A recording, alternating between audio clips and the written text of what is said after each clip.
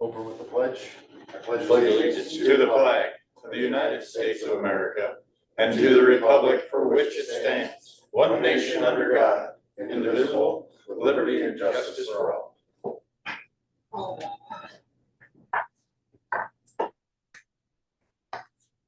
All had a chance to review the agenda. Any additions, corrections, or conflicts of interest? We'll stand approved as printed. Move on to the reading of the minutes. June 2nd, 2026. The Board of Supervisors met at 9 a.m. with Craig Dozark, Chair, presiding, members present with Schultz, Holbauer, Dozark, Hyden, and Rosberg. Minutes of the previous meeting were read and approved. The board approved the change of wage for Josh Henderson, Maintenance Employee 3, Engineer's Office. The board discussed comp time payouts. No action was taken at this time. A motion was made by Schultz, seconded by Rosberg, to approve to pay Dow City Library after proof is provided. Motion passed unanimously. The board had a discussion regarding proposed data center ordinance. Colin Johnson, County Attorney, Stephanie Weiss, Whitco, and Kevin Georges, DMU, joined in on the discussion. The board had a discussion about safety meeting attendance. No action was taken at this time. The board had a discussion about the Safety and Security Council bylaws. No action was taken at this time. A motion was made by Schultz, seconded by Rosberg, to approve the Northwest Iowa Multi-County Regional Juvenile Detention Center 28E agreement to join and become a member. Motion passed unanimously. On motion duly second, the board adjourned at 12:07 p.m. Agendas for the next meeting are posted and available at the courthouse on Friday, 4:30 p.m. preceding the next meeting. Thank you, Jerry. Any additions or corrections to the minutes? Not. We'll stand approved as read and printed. Thank you.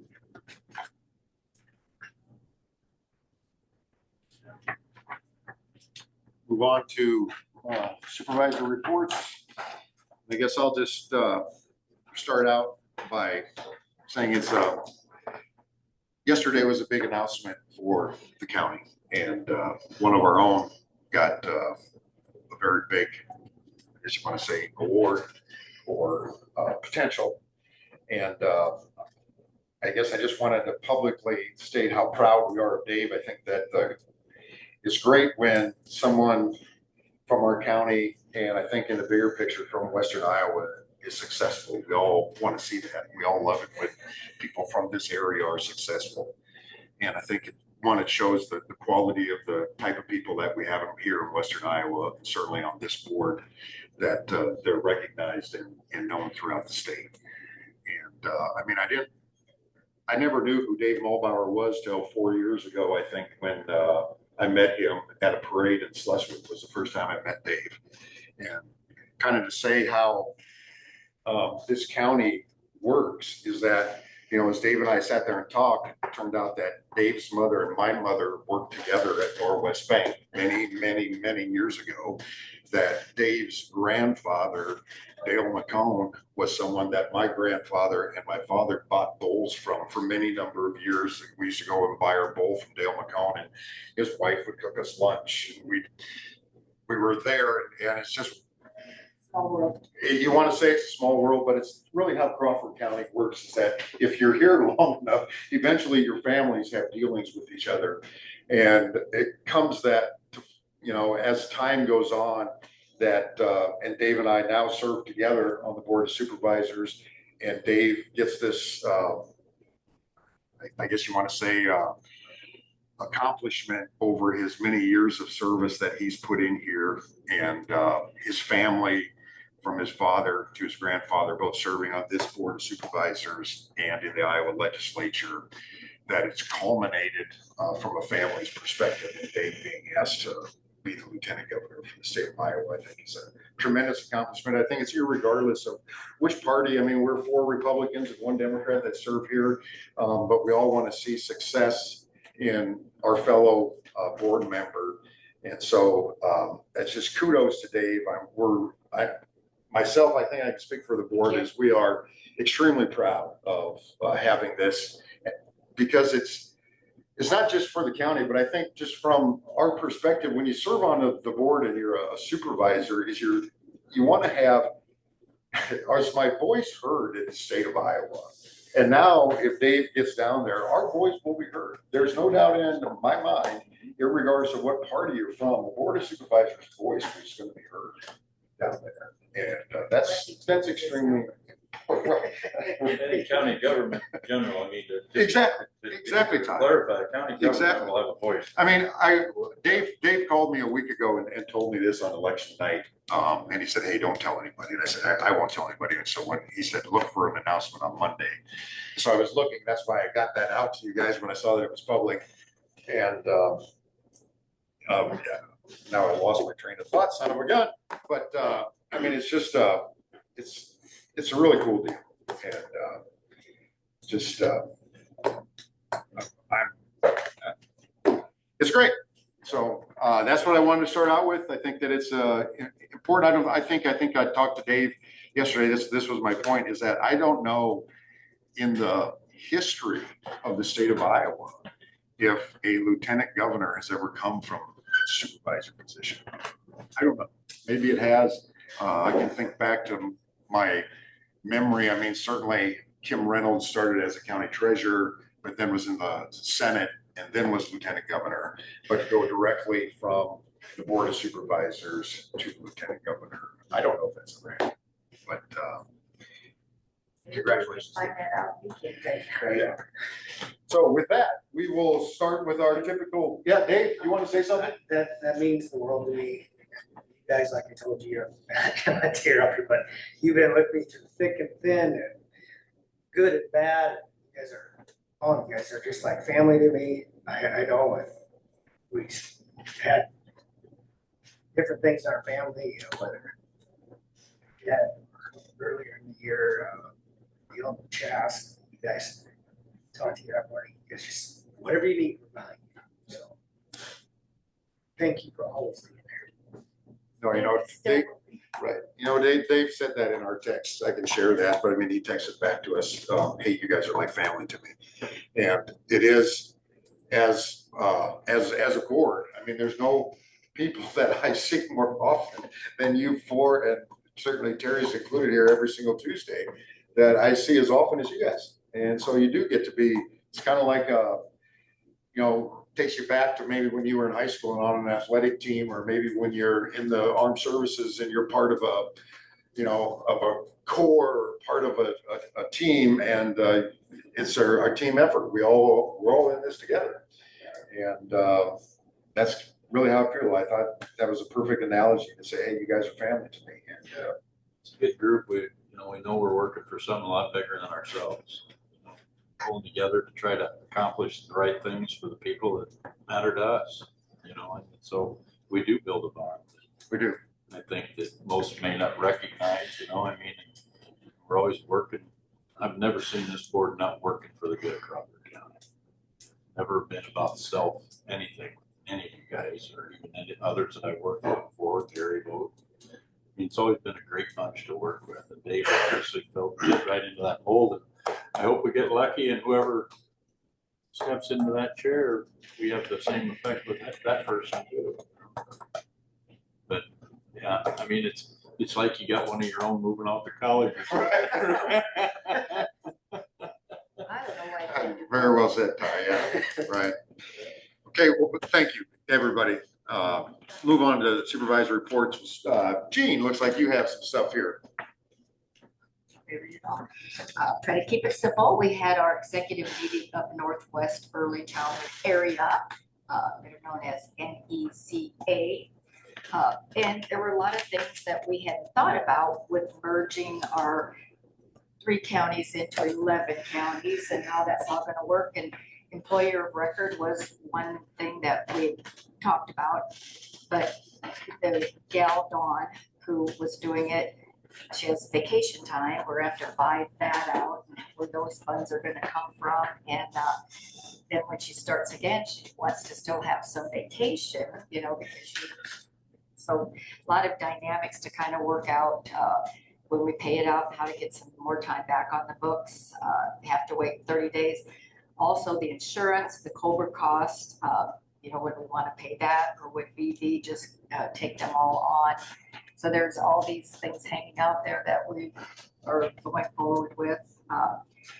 We have to spell out the unemployment because BV County got caught at one point in time, with one of the staff not working, and they got caught paying the unemployment, and it was an extra burden on them without any payback. So working on all of that, extending the grants, and a lot of this stuff was due by May 29th. And so they're working really hard to pull it all together. But everything goes into effect July 1st. So we're working on different insurance, SHIP. Now, do you know what that stands for, Dave? SHIP? Okay, I didn't know, but they charge 10% of the salary plus the benefits to be the management. So we're hoping that BV will just stay with what they're doing once we get everything kind of worked out. So that was kind of what that meeting was about. But we did see where everything was passed. I can't think of the number here. I had it on my computer until my computer decided to go out House file numbers, or it's a Senate file. Hold on. But it all got passed. I was going to read to you. So for some reason, my computer's not wanting to be friendly today. But things are moving in the right direction. I really have a better feeling than when we were going through the transition of mental health. They really seem to have had the meetings with all of the providers, and people have a much more positive attitude, that we've maybe worked out some of the kinks that we didn't have worked out before. Let's see, this goes to 7,000 people all the time, but let's get to the bottom of it here.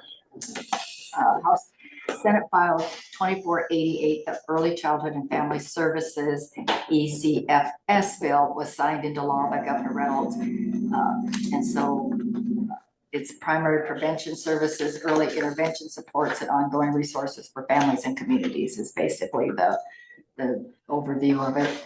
And it's for services are designed for families with children under age 19 with special focus on ages 0 through 5. And so I kind of read through it a little bit. I think they nailed, got everybody in place to move forward. So I feel good about it. Stay tuned on all of that, but we're working out the kinks, and I do feel a positive from all the people involved that we're working in the right direction. So that's pretty much that. And then today we have our safety meeting, and so we're hoping for 100% attendance. I'll be there at 1:30. Other than that, That's today. Today. So when I asked you, it's not tomorrow. It's today. Today. Yeah, today's the night. Yes, I had to call Zach to verify Okay. it. So Okay. yeah, yes, that's why I was bringing that up. That I got it. So when you said SHIP, is that SHIIP? I spelled it just SHIP, but maybe there's 2 I's in it.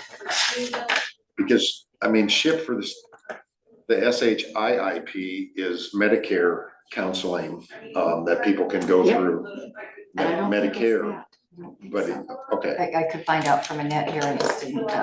because once people turn 65, Yes. if they want to get information about a Medicare supplement, SHIP is a volunteer, or not volunteer, they actually have people pay. I mean, if you remember Lyle Fleshner Yep. worked for them for Yep, yep. a good number of years up at the hospital. I think he had. Rieselman's the ship lady. Who is? Connie Rieselman. Yeah, exactly. Yes, that is correct. Yes. But that's not the SHIP that I you were. don't think so. No. I don't. Okay. I had a hard Talked time. to her up at, I don't know what. Something else. Yeah, I can ask, and I'll ask Annette here real quick. She'll let me know. Because you were talking about childhood, and that's when you said SHIP. I'm like, Yeah. childhood and Medicare, how does Well, that? they're a they used to manage the benefits for the counties, the lake counties, and, but I thought 10% of the salary plus benefits is a hefty fee to pay for, being the, employer of record. So do a little bit more research on that. That's something we just kind of got started on. So it was a long meeting, but there was a lot of things discussed, and, we're gonna have. And you're gonna make it to the meeting at 1:30. Yes. Okay. Yes. All right. I have to have Dave give me a ride home so I can pick up. You have a vehicle? Well, I hope there'll be one. they had plenty of duct tape. Thanks, Jane. Any questions for Jane? Dave, so you got some notes? Good to follow up. So I had an ECI State Board meeting Friday. Oh, Kind of been a crazy week. But Holy. the State Board meeting, we had quite a bit of public comment. Whatever people, they did bring up the fiscal agent status and some frustrations there, getting some of the fiscal agents. Talk a little bit about professional development fund, and State Board really needs to have a better idea of how those funds are being used and improved. They get into a little bit of policy and procedures, formalize in writing some current practices that are already being done. They talked a little bit about action plans, so like with the Hawk area, if a local area gets out of compliance, how does that look? What's the time frame to respond back? We had some discussion on before we give an action plan. There really should be communication between the local area and the state staff as what that looks like. We need to do, we need extra help or resources. Not just, here's an action plan, you're out of compliance. And I said that typically does not happen unless they hear no response back for 10 or 20 days. So a little bit of talk about what's reasonable to work that out. You know, every area is a little different. I'm trying to look at the areas. We did talk about a couple more mergers. Clinton and Jackson are looking at merging. And then Kids First, Quad City area, Wayne, Adams, Ringgold, Taylor, Union, Clark, and Decatur are all looking at merging. What does that mean if they merge? Kind of like what Do exactly. they all have separate entities now per county? Yep. we used to be 3. University. And now you're 11. So, and then trying to pick, Dawn. They have the same number of locations then? Or- No. Well, Dawn, Dawn, not Dawn Mincer, the gal that was with the, Cyclica. yep, that's it. And Ed are working together because those 11 counties are way too much for just one person. And so they're all trying to identify how they're gonna make it all work. They seem to work fabulously together. Well, I mean, from my stance on the ECI State Board, we said all along, rather than being dictated like behavioral health, we'd rather our areas organically say, hey, maybe we could share services and be better together, and let them kind of navigate how they, or who they want to merge with and how that would look. Makes sense. The biggest thing too is we want to make sure it was brought up that there isn't a gap in services being provided, and also that, through the merging process. Well, and things like Dawn has a different employer of record, and what do we do with this vacation time? And those are expenses that think about. We're gonna have to pay out, you can't just carry your old vacation from, I've got a message into Annette, I didn't have my meeting till later.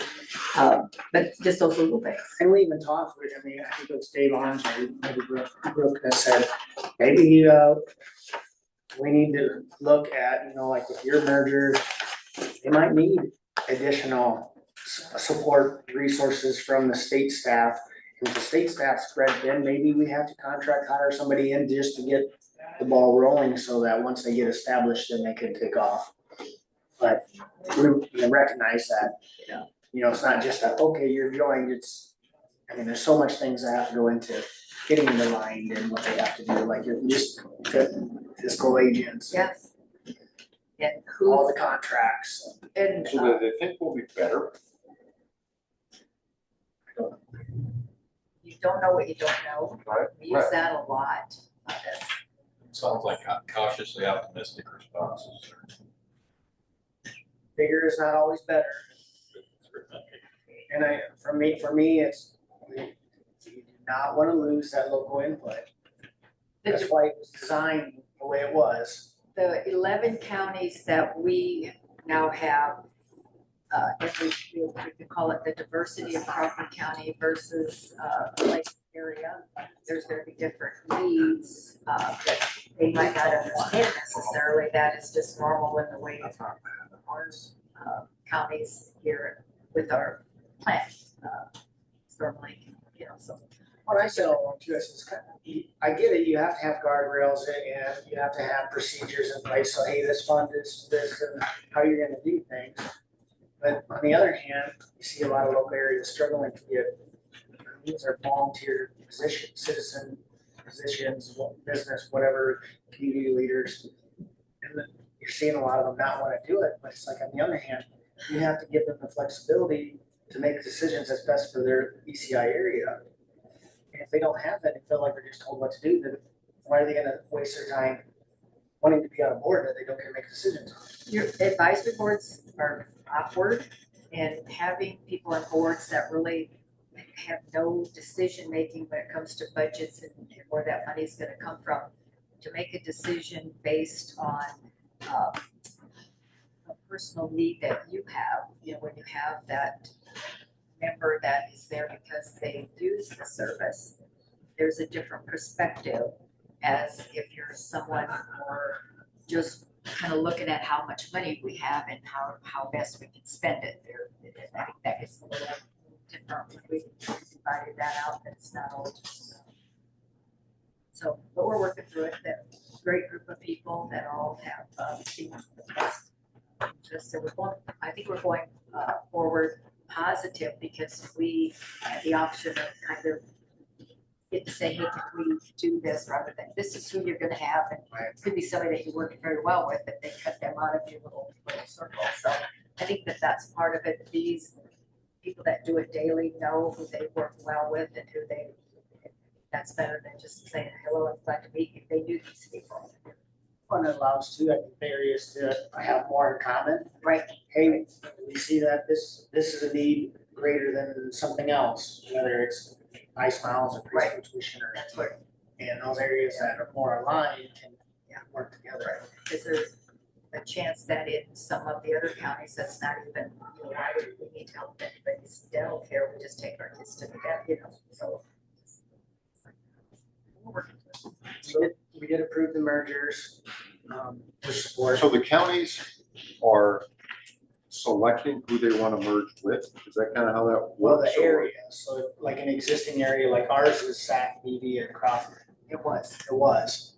So then when Hawk area dissolved, and our area combined with Hawk area. And another, what's the other one? It was Dawn's area. I can't think right now. So like, okay, not just the county individually, but the Right, area. that right, the area. exists. It's 11 counties, if that helps. And I had them on my other sheet of paper because I had How do they match up with the mental health counties or areas? not perfectly. Okay. That's I okay. mean, one thing that I remember bringing up in a Doge meeting one time, I just said, hey, is there any way that we could possibly have every one of our regions be exactly the same? Why do they have to be different?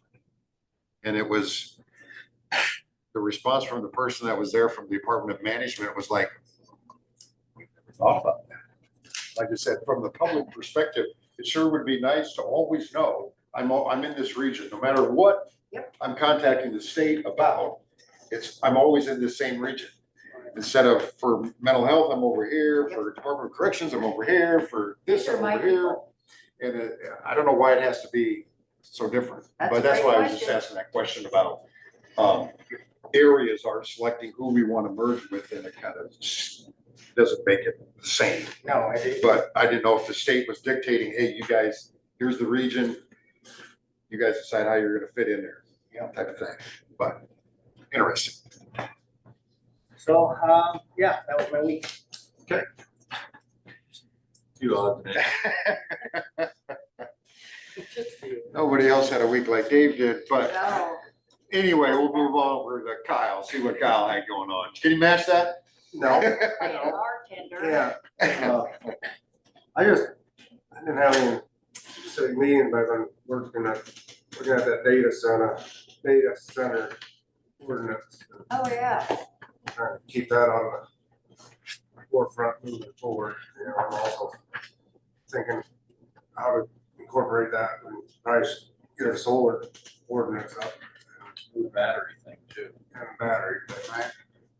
Said batteries are gonna be, the new technology in batteries is just phenomenal. So yeah, I'm with you, Kyle. I'm glad we kind of put a pause on things so we can have our ground rules in place, but I need to get working on what that is.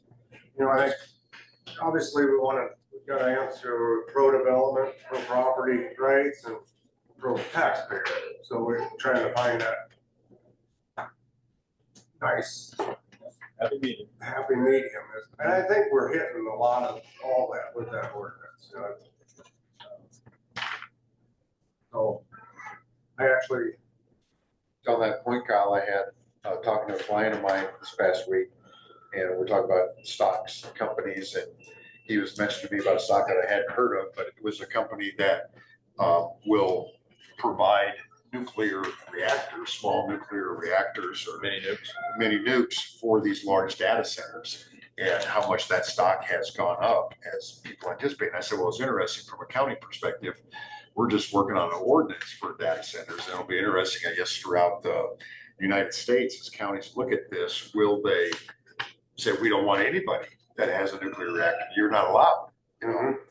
Or will counties have the ability to do that? Just like, you know, Dave's a big proponent of local control and home rule, and we kind of thought from at first from a carbon pipeline standpoint that us counties might have a little more control. It turned out we did.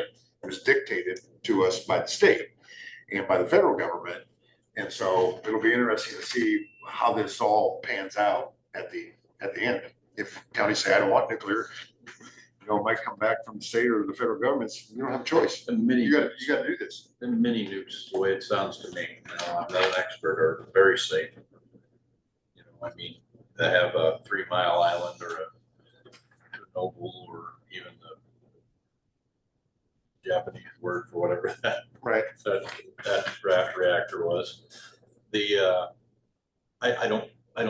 I think that we've developed an actual technology enough in these mini reactors. Everything's got a hazard. Welcome to farming, right? I mean, so everything's got a hazard. It's just our job to do our best to find ways to protect our communities, but not stifle us. That's the thing we got to remember on whether it's the reactors, because I'm going to that symposium in September that's about energy and data centers. And I'm going to absorb that. If anybody wants, I'm going to, you know, anyway, some of the complaints that I've heard about the data centers already is, you know, well, it's going to make everybody's electric bills go up. What we need to remember, I think, Or talking to each other. yeah, that my phone, Or listening to each in any event, it all electricity comes out of the main pool. You know what I mean? And I tried to explain it to somebody the other day, and they said, I actually kind of get it now. Because everybody says, well, how come we're not getting the power from our winter? Well, in a sense, we are. Because it all goes, I said, just imagine a big cattle water out in the pasture. And you've got a hose that's bringing something out of this well. You got something that's coming off of rural water over here. And then you got something that's coming from the house because you want to make sure that stayed full because it's been hot and dry and the cows are thirsty. Okay. So you got all that water going into the one pool, and then the cows are taking it out. So that's compared to all the cows. Hey, I can think of worse things you compare it to. All right. We're cattle, right, Dave? That's right. Anyway, we are taken out of that pool. So it don't matter if the reactors are here or the data centers are here, they're going to get built somewhere. Exactly. And so we can either benefit from it and find safe ways, or at least as safe as possible ways to, you know, help it provide for our people. I was actually in a conversation with somebody that's well-known nationally yesterday about this very subject. I said, these things are going to get built, whether it's in Wyoming or South Dakota or Iowa. And we know our rural counties are behind the curve out here in Iowa. Okay, so we got to figure out ways to help our rural counties. You know, we've talked about severance funds or different things. You know, the state, they're good at finding ways to try to curtail us, but nobody's working hard to help us find ways to protect and provide for our folks, right? So we got to do that ourselves. And that's why I think this is important that we get a good ordinance for each thing. Kyle, thanks for bringing that up. I'm not trying to steal your thunder here, but I just wanted to throw my 2 cents worth, because I've been obviously working hard on this too, so I'll let you have your time. I mean, I commented to everybody on the ordinances that I think- Colin had sent out. I agree. The setbacks things I can get, if they're meeting their decibel levels, what's the necessary, why have a hard pass setback? Right. I agree with that 100%. I think we just have to decide what that decibel level is. I think our wind turbines, it was 45. So during the night, so I think we want to be consistent. I think we do, Kyle. I really think we Do do. you think that when we did that, all of those ordinances, we made it towards negotiable? You know what I'm Yeah, saying? but I think that 45 should be a hard, fast number to an extent, because why are these different than a wind turbine? I'm just talking about the setback number being, Right. not the They'd decibel. be negotiable, but if they can meet all noise compliance. Yeah. What would be different than if, Smithfield wanted to build a new cold storage place, there's no ordinance, and they could have decibel readings that exceed these dramatically, and they could build that right next door to you. Those are the things we have to be cognitive of and think these through that. I think, right, and to that point, in the ordinance, it states that if me as a landowner, if I don't want to exceed that decibel level, I can. But if it's 48 tested at my house and I listen to that, I'm okay with 48, I can sign off. Mhm. And That's what I mean. right, but to have a number that I think is consistent, so at least we say, hey, noise is equal in Crawford County. It doesn't matter what produces the noise. If it's at 45 decibels for a turbine, it's 45 for a data center. Right. It's, I think there has to be some it's fair consistency. even for the ground, just to lay the groundwork like Yeah. that, so those companies know if we come in, here's the rules we play by. Right. The research I've done is that a road use infrastructure agreement should be tied to this, that the engineer would sign off on, that they sat Is down that during construction or? prior, during, and after. Okay, I'd say just a road use all the time, because That way they there could be know rebuilds exactly going on or whatever. what roads they can use during construction, what bridge ratings, and that way there's no hidden. If they damage something, they're gonna pay for it, or cross share, however, whatever we would decide. But And if they're wanting improvements, just like we do with our farmers, what level of improvement you'd like to see done to your road, Yep. you're paying the initial cost. the wind project up by Schleswig, I know they paid for a couple upgraded level Bs. They get them upgraded to A just for their project. The thing I kind of like the most, and I don't know who I was joking with it the other day about making them look like a barn, but we could actually rural character or stewardship put in there, where maybe they score more points, see if they have environmentally friendly, like pollinator. These properties take up acres, and most of them spend time mowing these acres. Why not entice them to, we have a problem with their bees. Yeah. Why not? Great point, Kyle. Encourage them, Exactly. let's put in the pollinator programs, or our water is an issue. Water filtration, to help with our nitrates. These things they would look at that and like, oh, we're gonna help her. We'll build here, and yes, you're putting them restrictions in, but it'll also buy, favor with the community. Encourage these A people. lot of them are doing that too. So, I don't think that's a big step. No. So, those are, Commissioners and supervisors that I've been talking to on the national level, that's some of the things that they've got them doing with them, and I don't know that they even had to chase them hard to get them to do stuff, because they're wanting to be good neighbors. Right. So I think that this could be an advantage, but we do have to protect our interests too. And like you said, if they know coming in what our challenge, or what we're looking for to protect and preserve, I think they'll probably come in with some ideas too, that we aren't even thinking of. And if they can use whatever, I mean, I talked this through, you don't have to make it look like a barn, but does it have to look like Warehouse out like there, it just landed out of a, you know, just some old warehouse out in the Yeah. country, yeah. I get you. suburban, you know? Interesting. You know, have And you, you just the have you colors guys of the seen- building that blend into the environment better. you know, the ones Rural out, Iowa.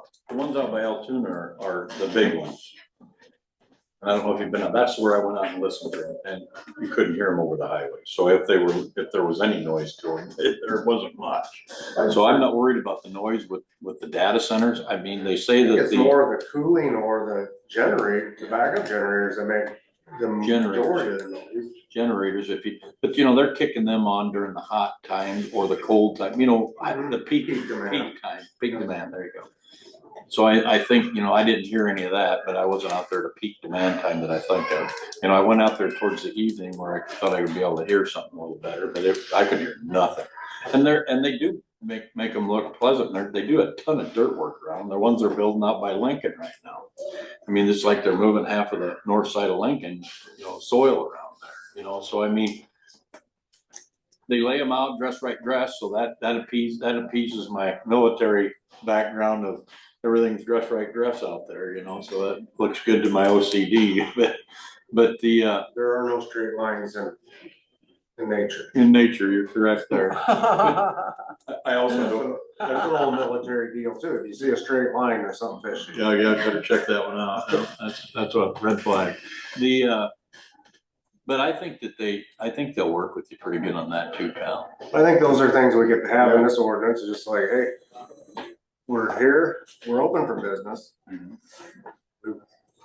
We're not saying no, but, you know, and I think they would feel, people like structure. So if you have them some structure, I think they're maybe more willing to work with you. We're not saying no, but we want you to build here, but. I'm saying no if they don't want to work with us. Right. I want them to work with us. I want them to be working Here's with the us. structure that we're gonna lay out, that we'll let you come in. Yeah. This is the structure, but some of these things are negotiable. Let's be You good know, neighbors. small, medium, or large size, right, these things are negotiable. You know, Anything else, John? No. You gotta at least time for time. We do have time for Ty, I believe. you know, I usually have a lot, so I'm okay if you use a little. I'm gonna Hey, interrupt Jane? here just a minute in alphabetical order and give you the 11 counties that are in our northwest early childhood area.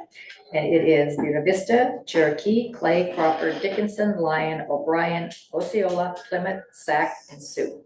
I want you to all remember that. Wow, that's north to south. Okay, There we go. Got it? got it. All right. I haven't got it, but they said Lynn County, Iowa has one of the greatest, or not greatest, most friendly or a really good data center. Not even, I don't even know they call it a data center. It's like because what I know, we talked about that, having a specific, calling it data center, but having a different name for it, so it's broader.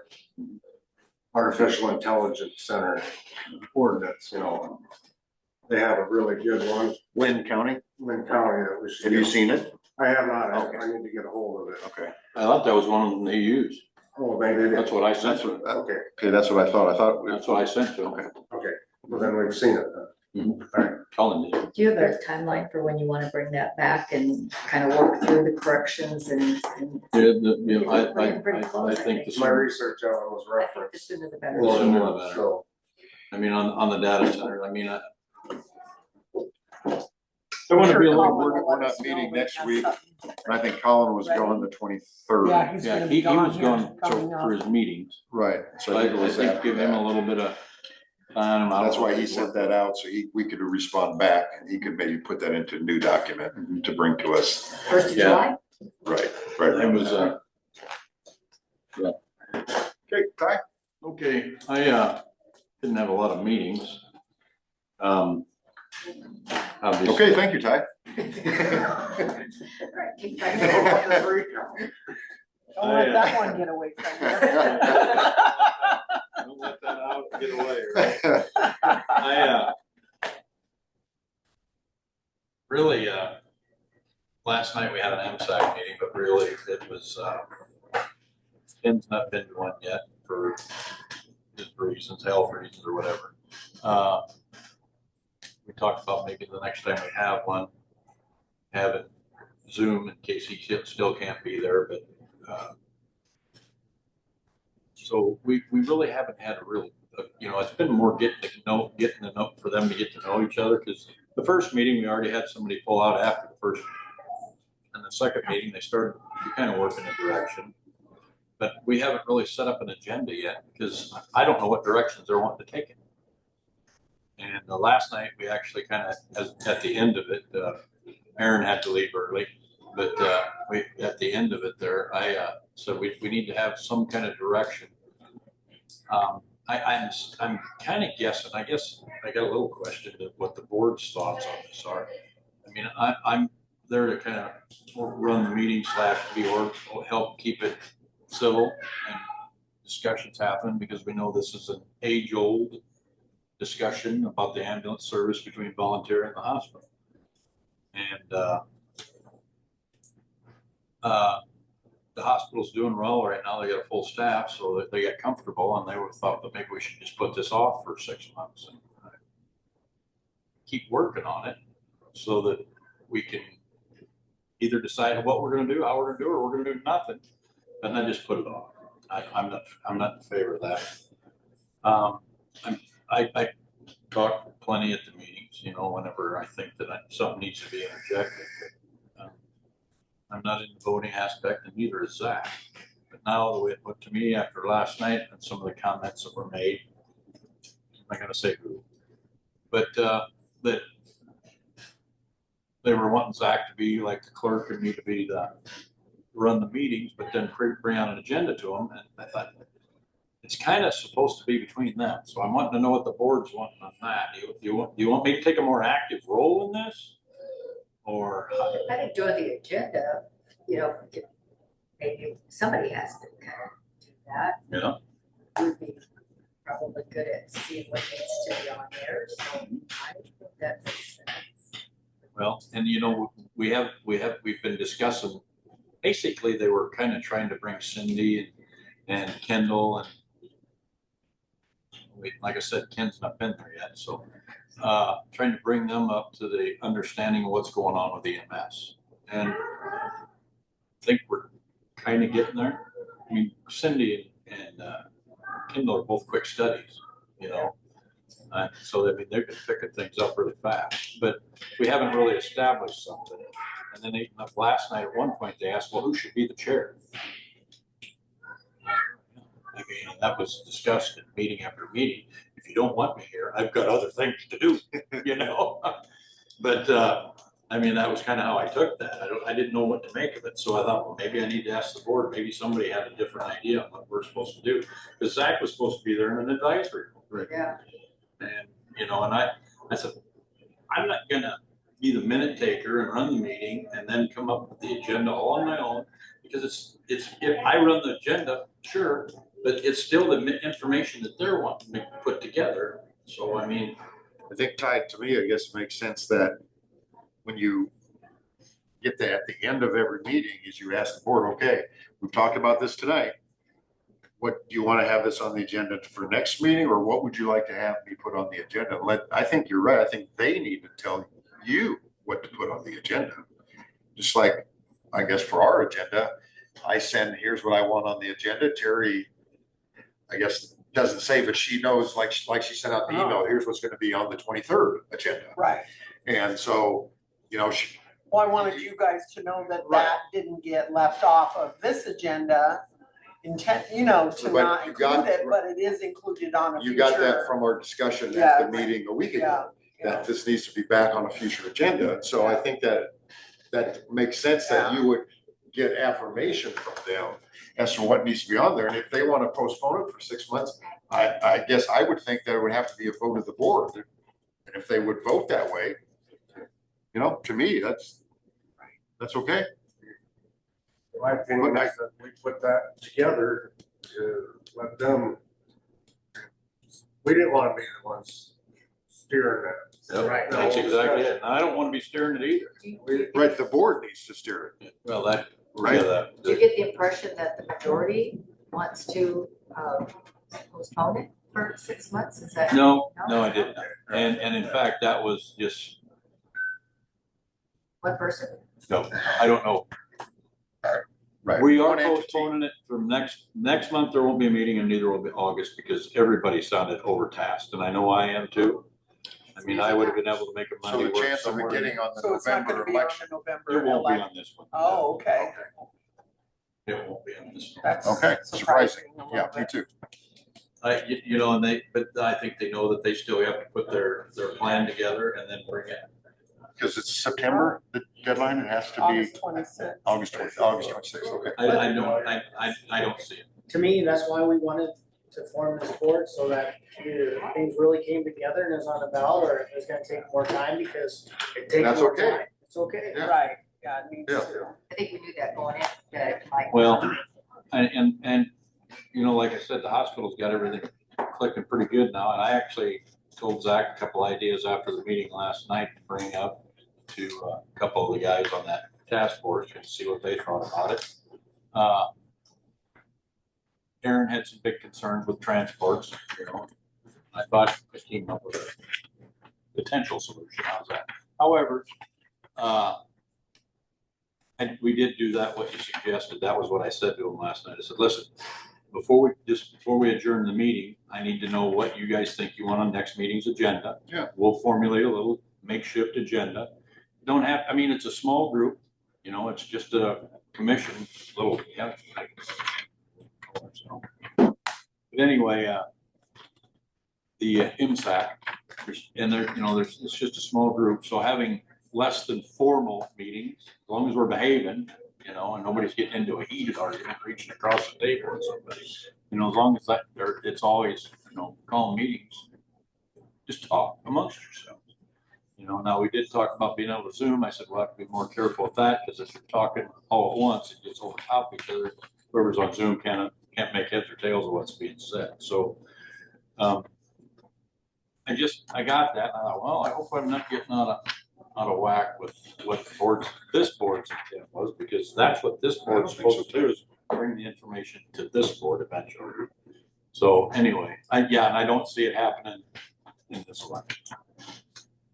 So, I mean, and the hospital's doing good. I mean, there's been some calls that they needed volunteers, and it was a little bit of a challenge because people were engaged. You know, it's still farm time and what have you. So anyway, but things are getting taken care of. So, I mean, then there's other things that I'll leave to the information of that board for now, because it's stuff they're sorting through. So I want to say something that interferes with. Everybody's getting along? Oh yeah, actually, Very good. that's going well. Very good, very good. So anyway, that's all I got. Sorry, Ben, you're here. Good. Thanks, Ty. Ben?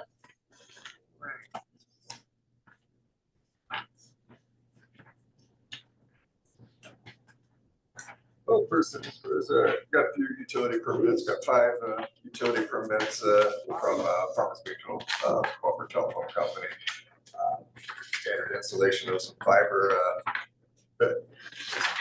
borings underneath the whole room that they're going under, they're boring and doing a few short distances over to this pride service, just some residences. But see the locations there, they're just kind of all over the county without kind of going through each one of them, but pretty standard installations. So a little bit of fiber for service. Where's Farmers Mutual Telephone Company? They're on the Harlan. Harlan? So do you know where they have business? Is it just is it in Southern Crawford County where they have the majority of their business, or? Not 100% certain what the extent of their territory Used is. to get them at our place. Okay, I agree. Southern. I think, yeah, mainly Southeastern part of Do you the have- county. Yep, southeast corner of 225th, southeast corner of 240th, west side of that.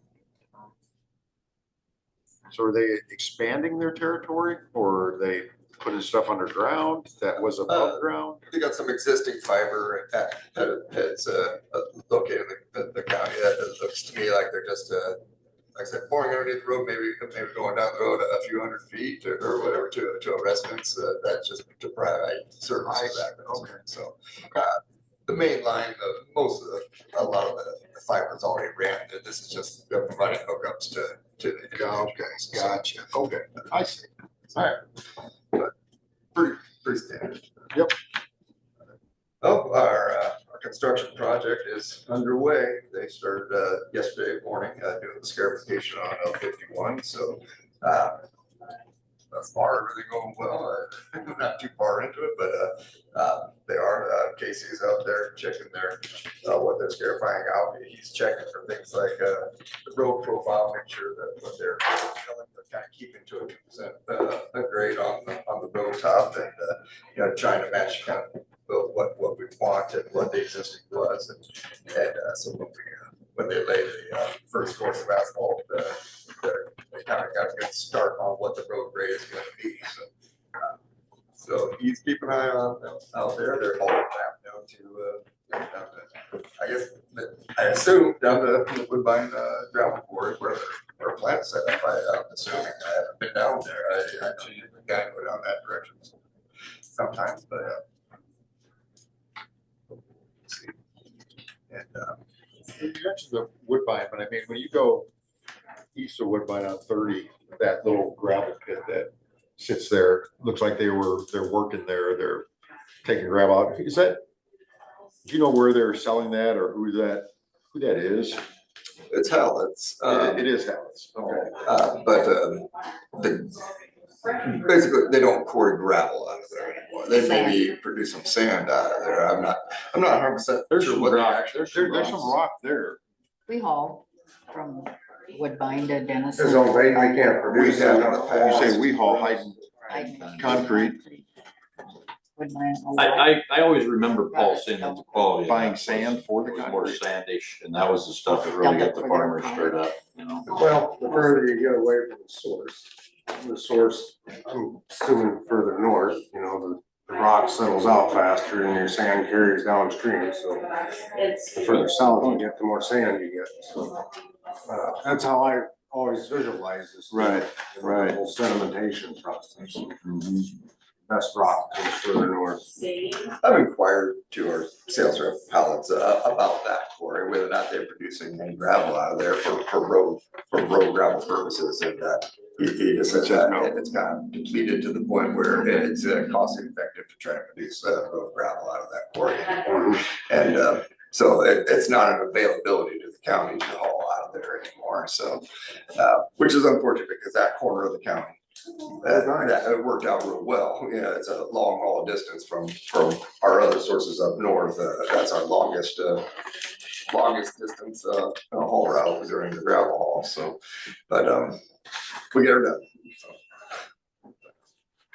But yeah, like I said, the scarification, it'll probably take them the week to do the scarification. Then they'll move to start milling out the shoulder material where they're going to do their widening. That'll probably take them about another week, and that's what the millings that will go to are going up there in Charter Road, where we'll spread out a lot of them, get our base down for that yard, and then hopefully have some to be able to stockpile up as well. So that's the intent there. And after that, we'll start laying down some mix. So, but they're off and going anyway. So we'll see how things progress. So, Off like a herd of turtles. yep. Great crew. They're working on 10th Street still. Like I said, it's a little bit slow going, so they've been a little short-handed. But the intent is to try and be done in that neighborhood towards the end of June, first part of July, then move down to that 310th Street intersection to get that shaped up. So they're just plugging away there for a while here. The F Avenue where they did just finish up, we did have the gentleman, the landowner along there. He does want to upgrade that from a level B to a level A, and he has brought in a signed copy of a aggregate servicing agreement, and is hoping to get that upgraded with him paying the initial cost of the limestone and granular service. That is something the board as far as that, getting a public notice out and it's your decision whether or not we upgrade that road, so.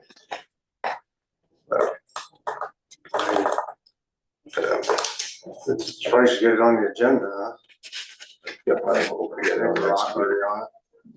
Rock's not on yet, no. Which road is it? I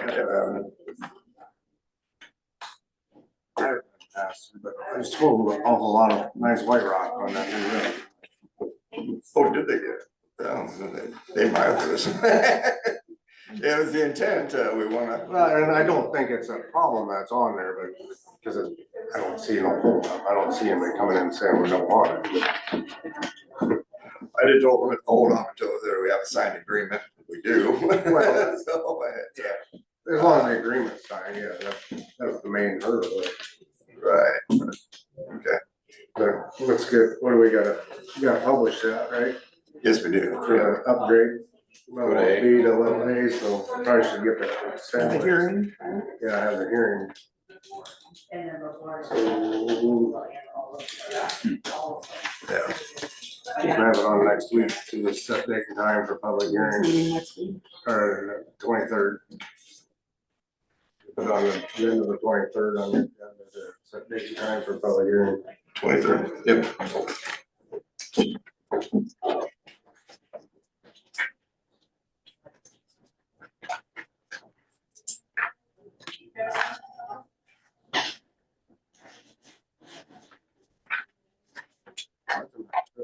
I drove it the other day, it turned out nice.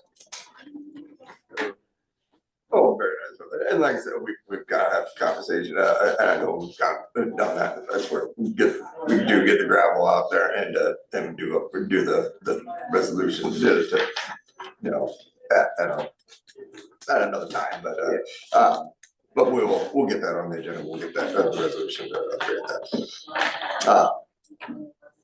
Bridge crew, they're out there, not having any fun with the crack patching and with the running that massive machine, but we're kind of keeping the mornings here and then shutting it down. It's not working real great in the afternoon heat, but they're running that mastic machine on some bridge deck joints. But right now they're really filling in some spots on the paved roads where we've been just consistently having to fill in with cold patch and some parts that are breaking up and seeing if this product is gonna hold up a little better, maybe more, get 3-4 years out of it as opposed to, coming back every season, putting in cold patch. It gets a little bit more of a sticker, it binds to it a little better. We're gonna see how well it does. We got this week with that machine rental yet. So when you patch on the highways with that machine, can people drive on it immediately or? Pretty well, yeah. It's dry within a half an hour's time and able to be driven on. In the heat of the afternoon, they know some of them deeper holes that they've been patching are taking a little bit longer, maybe an hour or two, where they've had to keep the last bit that they've done road closed there for about an hour before they allow traffic to get out on them. But so that's kind of why we've been shutting it down in the afternoons. It's just spending too much time sitting out there waiting for it to firm up to be allowed to drive on. So, but what I've seen is it's looking real good. Do we lease or rent that machine on a per hour basis or We've rented it by by the day day. or by the month? Okay. We rented it for the month, splitting it between Between us and the ourselves city. and the city. Yeah, So okay. we use it for part of the month where we're trying to get what we can done this part of the month. So, and we're gonna have quite a bit of this product left over. We had about 10 pallets of this master product that we use, and we're gonna have some of it left over. We can store and if we got some joints that we want to contend with in the future, I think this is something the city intends to do more of. I'm gonna look at renting this machine or So do you have to use the machine to use the product or can you use the product without the machine? You need the machine. You need this the machine to be able to heat up the product and get it to the point where it can. And basically, it comes out the back kind of almost like on a chute, similar to concrete, but it's more of an asphalt product. Is that the same product that they have Watch them on use it. South Main going down? Same, it's kind of shiny. It's kind of like crack sealing, but material, but a little bit thicker, got a little more aggregate in it. That's why you can't just apply it with a wand or whatnot. It's got a little more aggregate in it, which is going to help to hold up a little better on the highways. We're gonna see how it holds up. The initial application for that we want to do with the bridge deck joints, and I think it's gonna do well with that. We decided to try it in some trouble areas with it as well. Again, we'll have some leftover, but Is that bridge decks doesn't that go are, bad. that are only concrete or bridge decks that are wood? You can use that product? Maybe our bridge decks Yeah, where that's they right. got an expansion joint, a 2-inch thick wide joint that really needs a compressible material in there to as the bridge expands and contracts to get the heat and cold. Right. So, Interesting. So if they are doing that, and they do still have a few more culvert issues to address, and then hopefully back on bridges after that. So I know they're, back to what they really want to be doing. So bridge crew, roadside crew, they're up. Spring, might get a couple spots of mowing, some spots that maybe are got some troubles with. Did you look at some that, yards. they called about 59, the weeds, didn't they have a chance to look at that? By Bar Avenue there, I believe. I driven by it. Yeah, there's some taller grass at the intersection. I kind of gotta see if that's something DOT is gonna do. So Thought it was affecting it's not something that we typically go out and mow that section. But I mean, it is our road coming into it. If it's a safety concern, somebody will. So we'll either we will or they will. I just gotta reach out to DOT. Sounds good. But that is a hard intersection. They're coming up, it's just basically too much of an incline up that intersection. It's hard to see even if the grass is like this tall. So it really should be improved there too. But the profile of it's kind of negative of I that. suppose when somebody uses it every day, it's a problem. Thanks for looking at that. Well, the next thing on the agenda is the motion to approve wages for the Secretary of Road Administrative Assistants as well as the Secretary of Bargaining Unit employees. I'll do that up there, but I do believe the date on top of it is 2025. I did bring up a different copy of that if one that is addressed.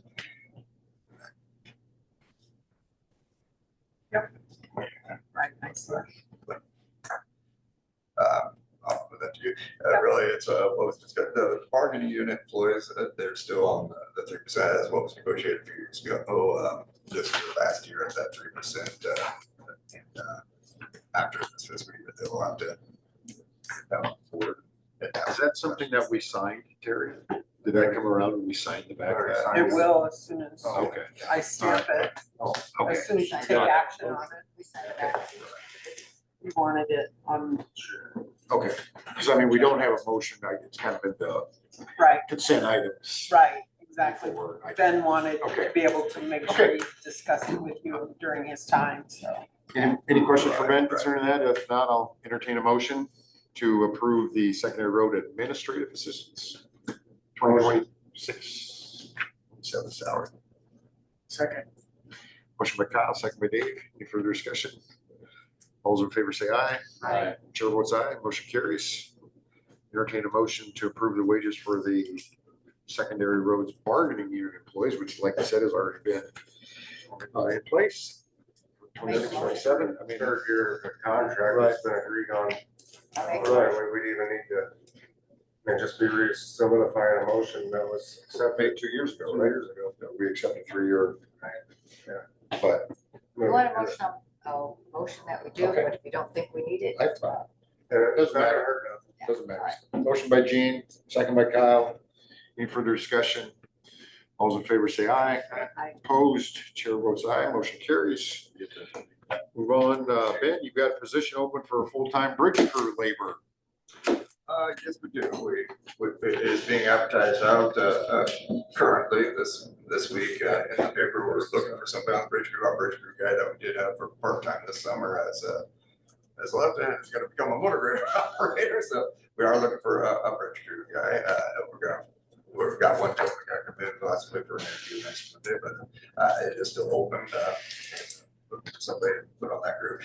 I know initially at the beginning of the season, we were looking for 2 part-time guys, but we really need full, get back to having a full-time guy on that crew. We're expecting a lot out of them. They're doing everything from put mastic and crack joints to fixing overs to, we haven't even gotten to build a bridge. They've been shorthanded for too long, and typically, traditionally, it's been a 4-person crew plus a part-time guy. We're down to basically a 3-man crew. It'll be interesting to see, I guess, how many applicants that you get.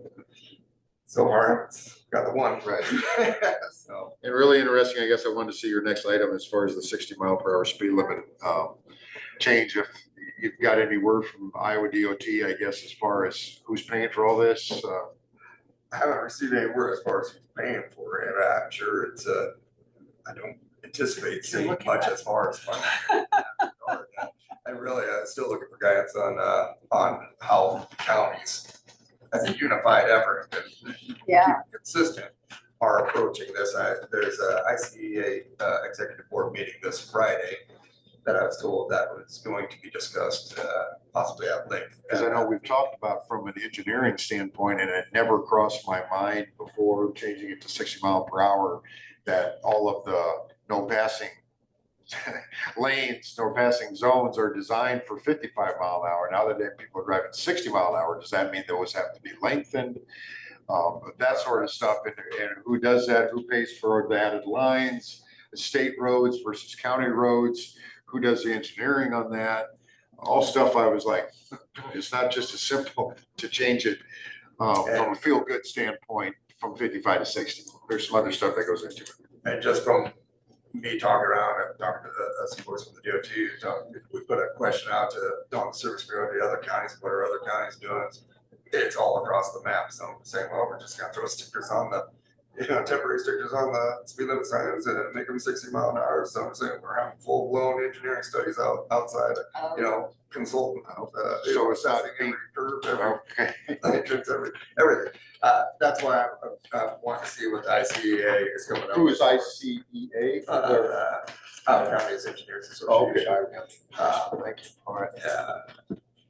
They're really recommending that counties move forward in a consistent and unified manner with this. And something that's defendable, of course, is the idea. Yeah, in a consistently unified manner would be easier to defend than hodgepodge counties doing what they want to do. right. The legislators didn't even know, or think about all the costs. What? Do we even have a lot of signs that need changed to 60 mile an hour? It's actually going to put a count to it. According to the Iowa State Patrol, I don't know exactly. over It's really not the biggest concern of mine to change out the signs. That's pretty minor. It's really not to, the legality of, do we just go ahead and make them 60 mile an hour without having a study done to know whether or not our roads, our curves and everything is safe to be able to do so. For the most part, it is going to be 60 mile an hour unless really we pass an ordinance or in county to keep it 55. I don't think a county can do that, can it? Justify that. I don't think a county can go against state law. I don't If the think state so. says it's 60, it's 60, the county can't. Well, if it's that, then we should make ours 65. It isn't? That's what people, that's what people are gonna drive anyway. I don't know how you can pass going. That was always their excuse to never go to 60 because, that means everybody will drive 65. Potentially, that keeps you within 10 mile or 69 at least, right? Is it? Well, I think Nebraska's found a way to do it. I mean, they've upped the speed limit, but they've also really stiffened the penalties. I'm telling you, now there's people that are your typical, got work somewhere to be that they were supposed to be there yesterday, that are out there every day. Right. But for the most part, like Kansas is 65 and so is Oklahoma, states like that, South Dakota. And it seems like people have kind of settled into the fact, this is a good pace. And there's a lot of traffic that's actually more compliant with the speed limit now than what you see up here in 55 country. Funny you bring that up. I just talked to a lady who was in Europe not too long ago for a wedding, and she was on the Audubon, and I asked her, I said, well, That's fun. how did that, does everybody just, fine? She said, no. Most people, 70, 75 mile an hour, comfortable cruise, and naturally went their speed. Stay in the flow. There are those Yeah, that'll you guys. blow Oh, by yeah. you. Oh, there are. You'll see, if you Oh, look, yeah. when you're getting ready to pass something, always check your left mirror. If you see some lights doing that at you. Just stay in your lane. If you're out there and you aren't moving fast enough, you see the lights coming up behind you, find your way over quick, you know, because there's some of them that are out there boogieing. I actually had my pickup and motorcycle, there was two of them went by, and you would think that a pickup would be pretty stable where you wouldn't feel them go by. They were hooking. I thought, if they hit a June bug, they're done. Knock them off that bike. Anyway, yeah, there's some that are out there cruising. Yeah, I don't know. I just think the consistency, people are making better time. If you set I set my cruise on about 66 to 68, the truck, depending on the hill terrain. And I got my Jake on. So when I'm going up the hills, it kind of prepares me, and I got a little momentum to get into that hill. And I don't catch anybody very often, and not that many catch me. So, I think everybody's kind of running in that 65, 66 mile an hour zone. So I think that it's gonna be we'll still have 65ers. We got them now. It'll be interesting, Ben, to hear from your meeting. You said that's next Friday?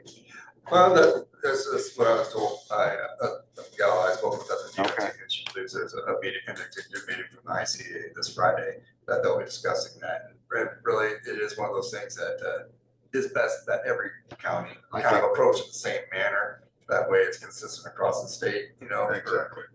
Avoid a lot of confusion. And so that's what I'm hoping to kind of wait on. But the dates are rapidly approaching. July 1. It's going to happen. So I'll be on one of them. They're saying I'll be out changing signs like he's a pit crew for NASCAR. But we haven't. They'll have to be distance back. Right, well, we haven't been shipped any signs.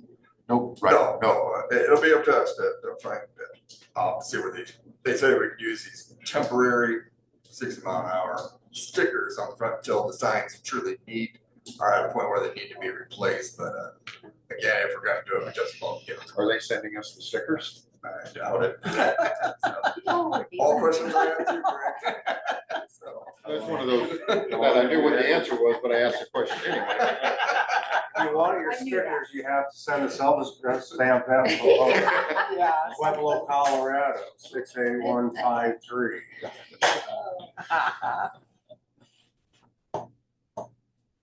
Okay. Well, all questions I have as well, Greg. If there's any funding, they're gonna be putting out there for us to get this switched over. And to what extent we got it. That's right. It just whatever, we've talked about that. Yeah. I'll check the Just mailbox every day, it might be in there. A little bit.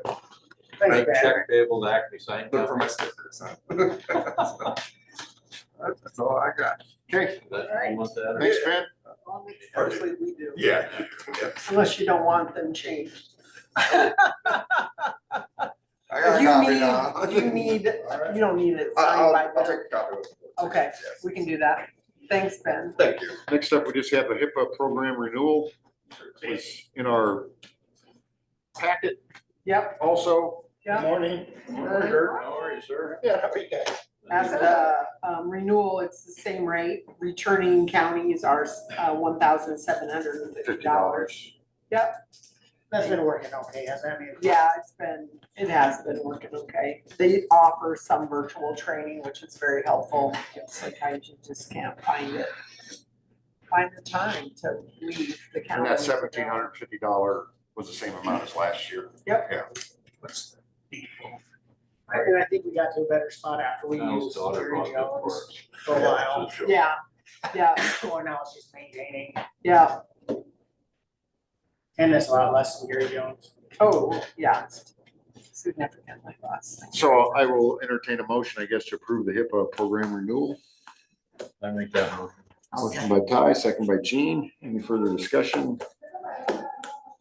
not, those in favor say aye. Aye. Chair votes aye, motion carries. Move on to cyber liability coverage. That is why Kurt is here. I did ask Ryan, I'm sure he's paying attention to sum up, and just in case I wanted Ryan to be here, and I'll get on to that, but I'll let Kurt gave us, it was in our packet as far as the liability coverage amount. The insurance company has given us an opportunity to raise that from, it was 250,000 to $1 million. And we saw what that increase in premium would be if we would do that. And I guess the reason I wanted Ryan here was just to ask Ryan, I guess that based on what our current, since you're our IT guy and the person that's in charge of our security, is our security, do you feel safe enough, I guess, with our security that it's like, you know what, we probably don't even need a policy at all to cover anything? Definitely not. Okay. I mean, Okay. huge companies, you know, that spend millions of dollars a year on security, so we compromised. So, I mean, we're definitely. So there's not an anti-program out there that you can beat these scammers? No. If there was, then they wouldn't exist, you know, so, 250,000 is very low. $1 million is probably acceptable, but honestly, that's probably overall not enough. If there was ever a major breach of things, I mean, it would take, I mean, there'd be so much litigation, just everything you got to, you know, you'd have to probably give people free credit checks for how long, you know, you'd have to do so many things if there was an actual. Have you breach. seen any of the ransom, I guess, scams that have been out there towards public entities? Do they usually ask for more than $1 million? Is that usually what the ransom is, more than Yeah, that? I mean, it's usually more than that, but, I was just thinking that when we had to buy Bitcoin years ago, pay off our ransom. so in theory, I'm not trying to make a That target. this happened before? Yeah, we got right here. What was that show? I don't remember how much it was. I just remember we had to get Bitcoin to pay them. So Bitcoin, we got Bitcoin to pay them. I agree, $1 million is. That doesn't go very far. Once you start getting lawyers involved and having to, you know, get public notification, I mean, it really wouldn't go that far. And Kurt, the only option that the company is offering is from 250 to $1 million. They're not offering any more than that, or Two things okay. here. Glad he's here because he can talk circles around what I can on what it covers. I can give it to you in paper.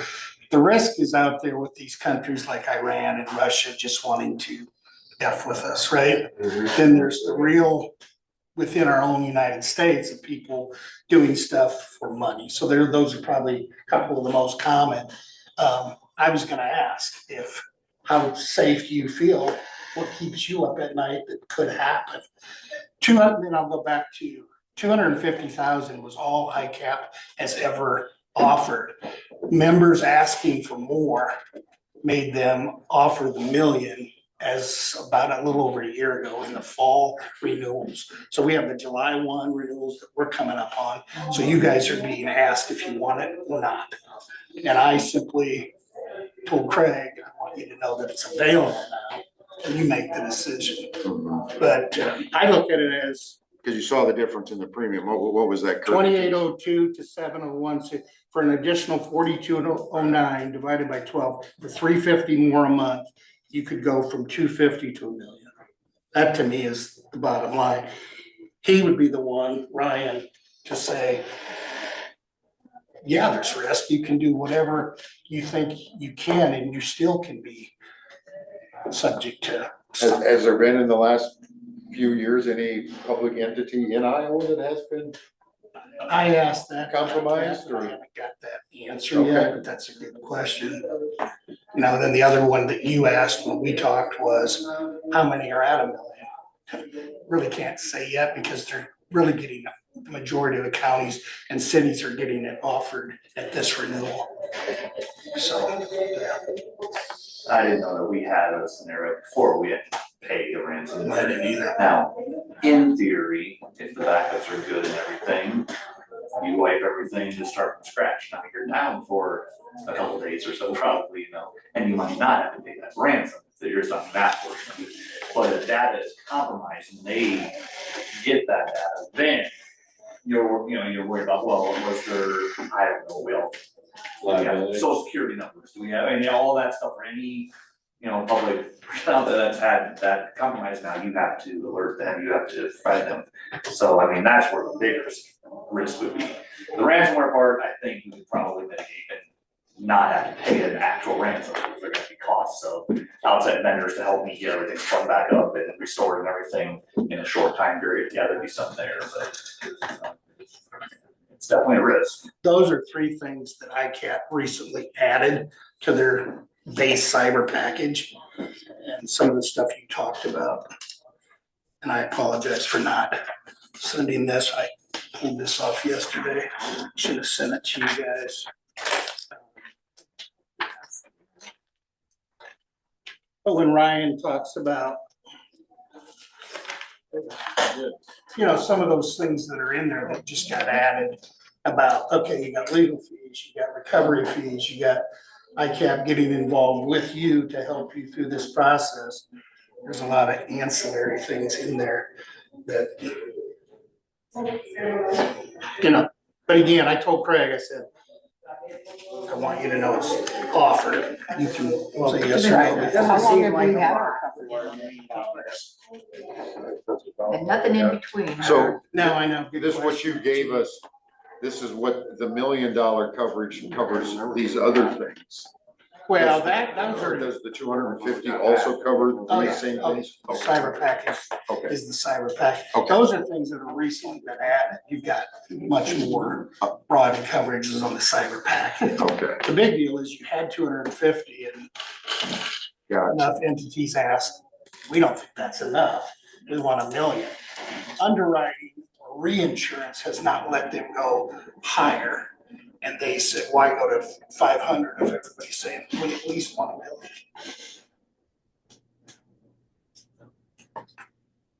I mean, insurance is, Evil. it's,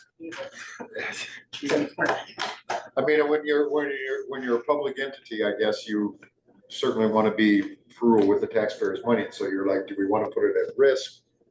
More of it at risk by not having the coverage? Or do you, to me, it's different when it's your own business or your own family or your own car or your own house. You're kind of making that decision for yourself. Here, you're kind of making the decision for the public where you're going to have, some people say, well, why the hell would you spend that extra money? Chances of that happening aren't very good. And the next thing is, if it does happen, it's like, well, why in the hell didn't you spend an extra $4,000 to get another $1 million of coverage? Seems like a no-brainer. So you're kind of, Yeah. Well, here, have some. Is that what that is? We use it every now and again. Thank you, Lauren.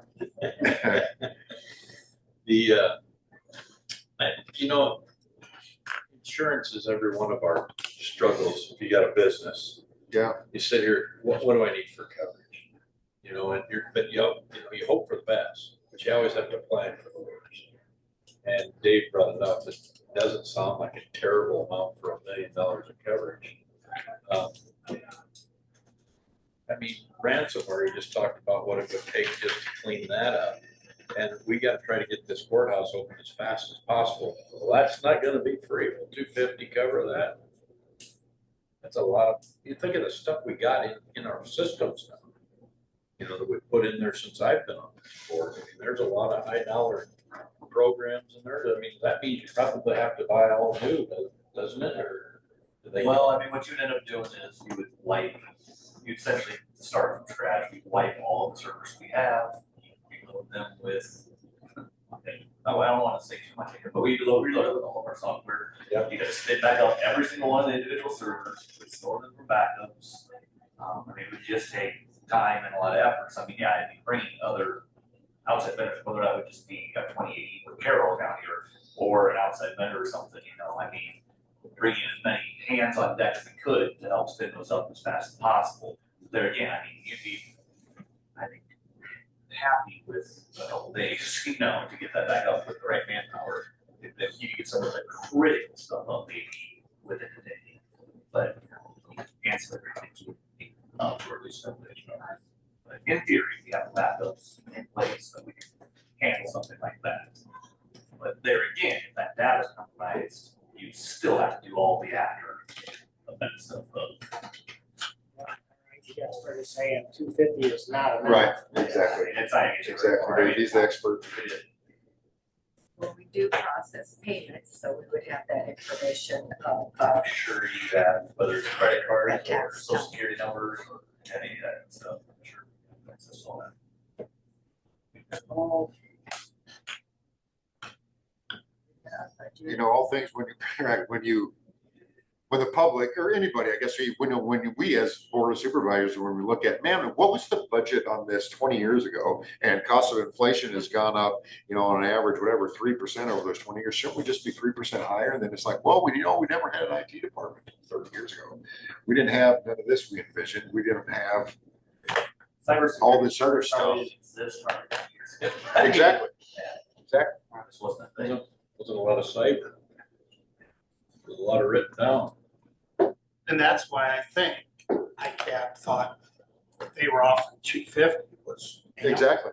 And then we have members coming to them and saying, we want more. And then they said no, and now they have said yes. So this is in the infancy of them offering more.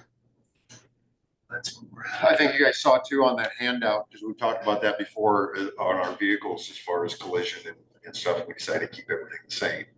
But I guess on this, we just need to decide, have a motion to decide whether or not we want to raise our coverage to from 250 to $1 million and make that premium that goes along with that. Have no in between, so it's one or the other. I'll make that motion to raise it up to $9. Motion by Dave, I'll second that. second by Gene. Any further discussion?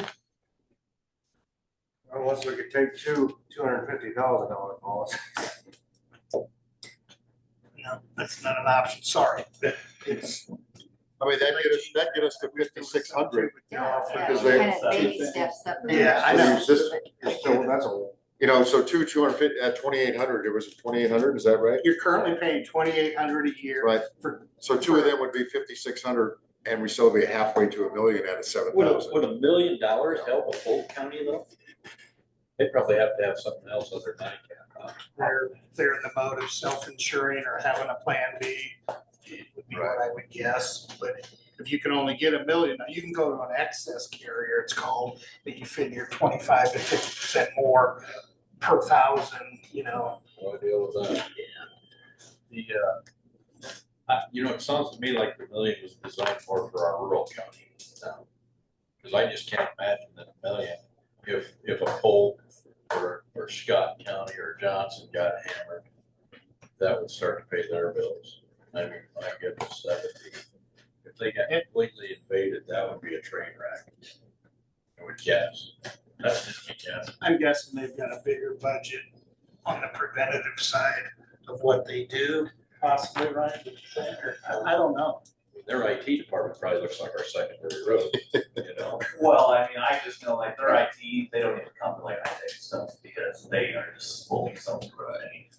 But that's. They don't do anything, if they are so much significantly bigger, they're their own company, They're a essentially that way. different animal. So I mean, if ICAP came up with this, I mean, I suspect this is to help offset and protect our rural counties more so than the big ones, is what I'm getting at. You know, because if you're thinking, well, if $1 million is the top, you know, is that taking care of a Polk County? Do we really need that much? Well, but if, that's why I was asking. It's what they're willing to stick their neck out for. I guess it's their largest. Does that make it right?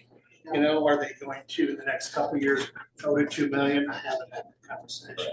But I'm sure we've all had letters that have been sent to us from a credit card company or a bank that we're associated with that says, hey, we've been compromised. We don't know who it was, if it was you in particular, and we know that those people's IT departments in a Wells Fargo or Fidelity or a Ed Jones is unbelievable, and they still get hacked. So you're not immune, no matter how big you are. So any further discussion? Question been called for? All those in favor say aye. Aye. Opposed? Chair votes aye. Motion carries. Thank you for coming, Kurt. Thank you. Ryan, thanks for coming up. Appreciate it. Thanks, guys. These rest real quick before we Yep. canvas. Take a 5-minute recess and we'll come back for a canvas of our primary election that was held last Tuesday. Yeah, I mean, $7,000 a year, take 142 years to get that $1 million paid off.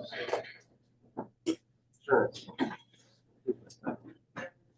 You know, from an insurance person, you can rationalize it, you know, to anybody by, saying it like that. Well, it costs you 142 years. Do you need me to It's so- pause this and stuff, or are you guys just gonna go on to the? Where's your, Okay, actually, I work in hotel. okay. Thanks. See ya. Thanks, Ryan.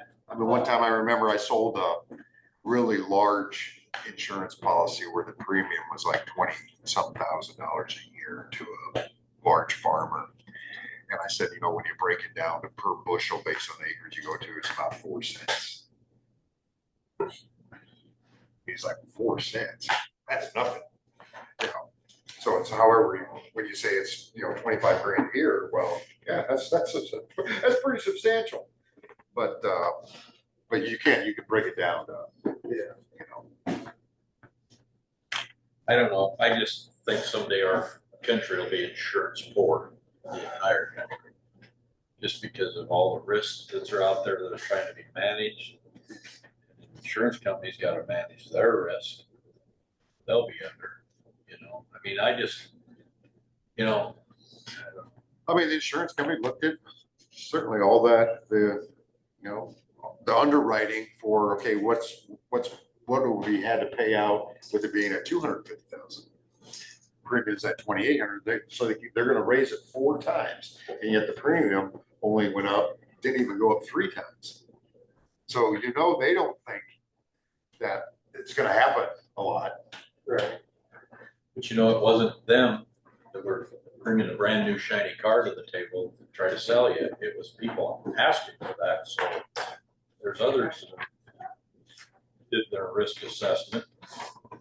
We don't really have a risk assessment department.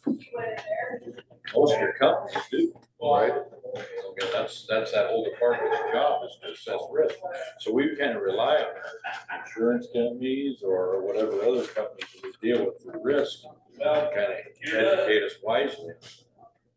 It was a good day, yeah. I got told by an old businessman many years ago, never let an accountant or a lawyer run your business for you, or you're going broke. Because if they were as good at running your business, they'd already own it.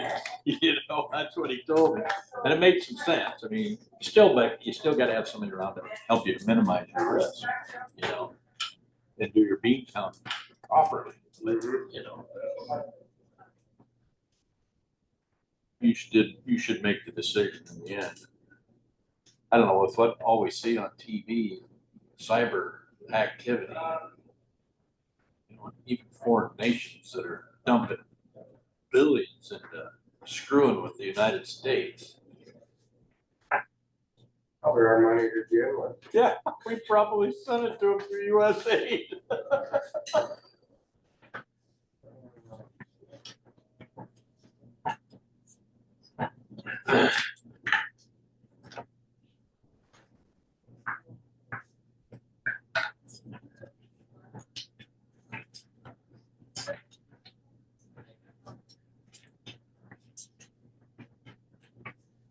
Because you sit here, because we were talking about it on the way in the building this morning, Kyle, your phone acted up or something, and you wonder who's screwing with the internet.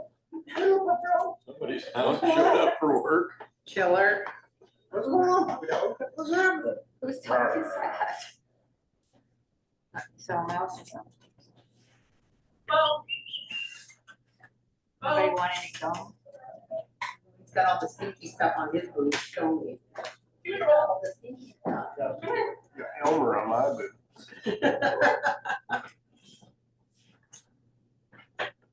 Tuesday morning, my dog sits there on the couch with like getting ready to leave when I got that fever. It's like he knows that day. She just looks at me like, you're leaving me here. She's crying.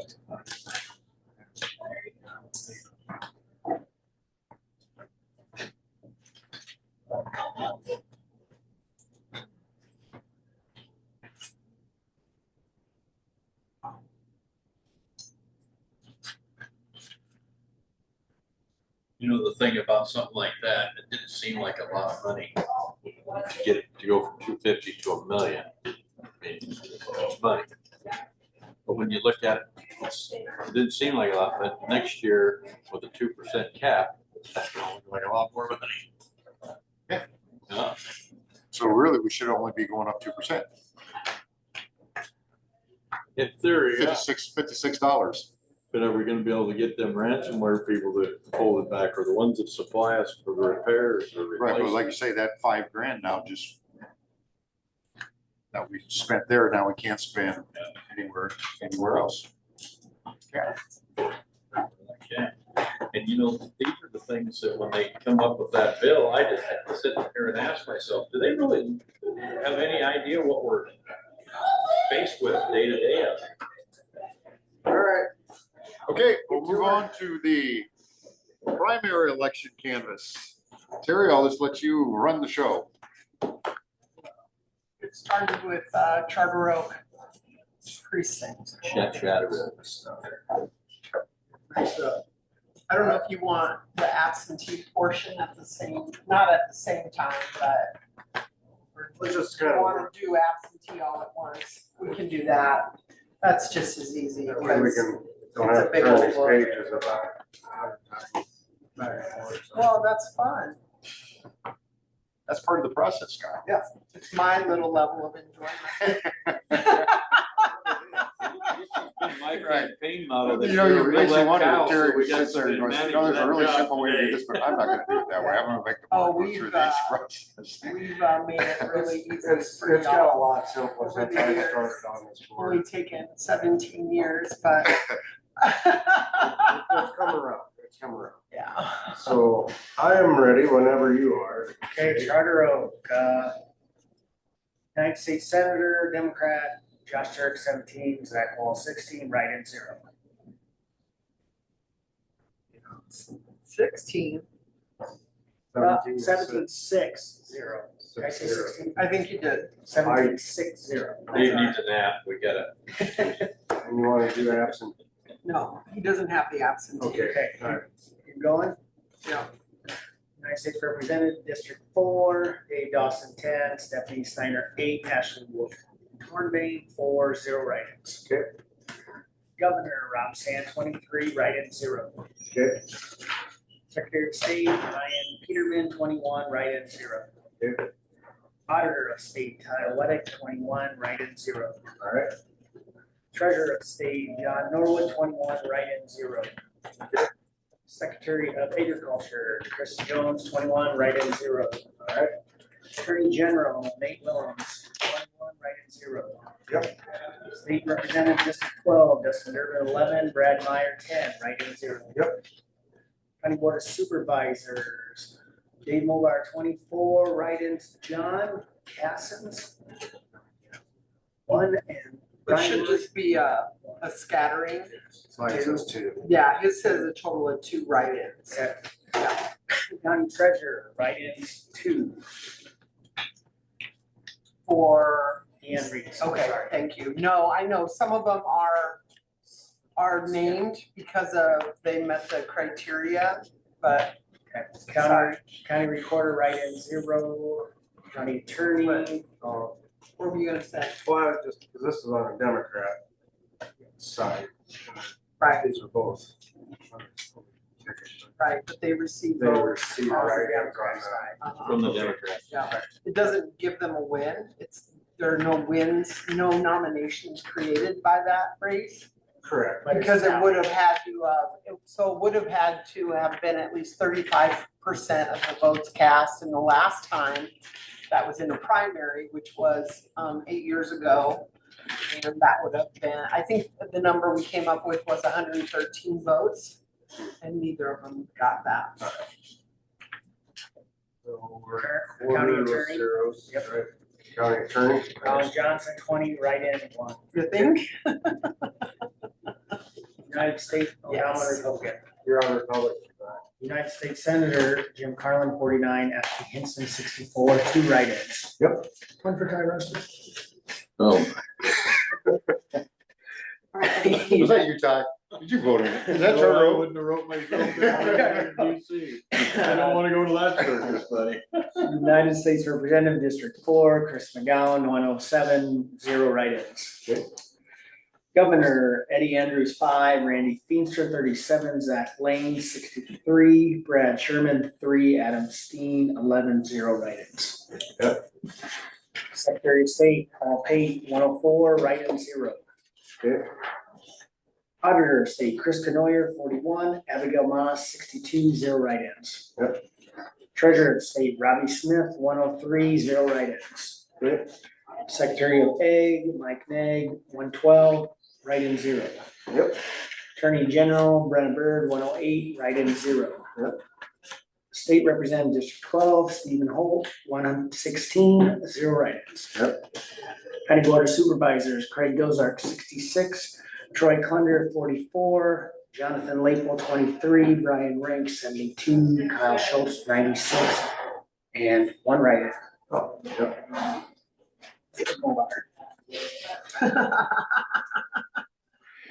County Treasurer, Sherry Nettlemeyer, 86, Deanne Reeds, 46, 0 write-ins. Good.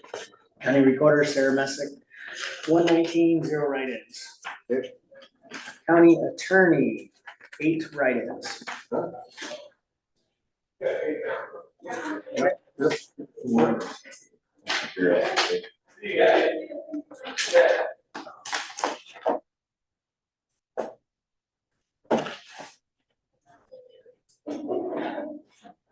Not all attorneys. Not all of them reading attorney. Oh, I'm sorry, I got it. Okay, so now DCAB. DCAB? Yep. Democrat, United States Senator Josh Turek, 31, Zach Wall, 6, Yeah. write-in 0.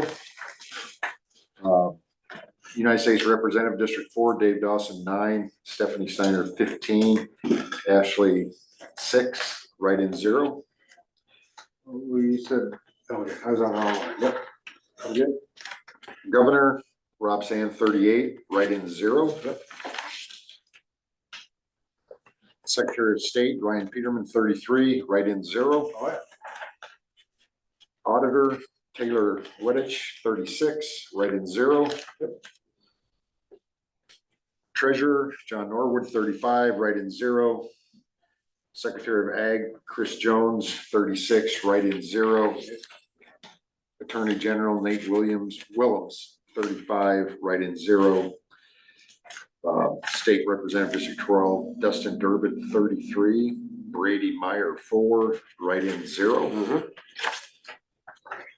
County Board of Supervisors, Dave Mulbauer, 36, write-in 2.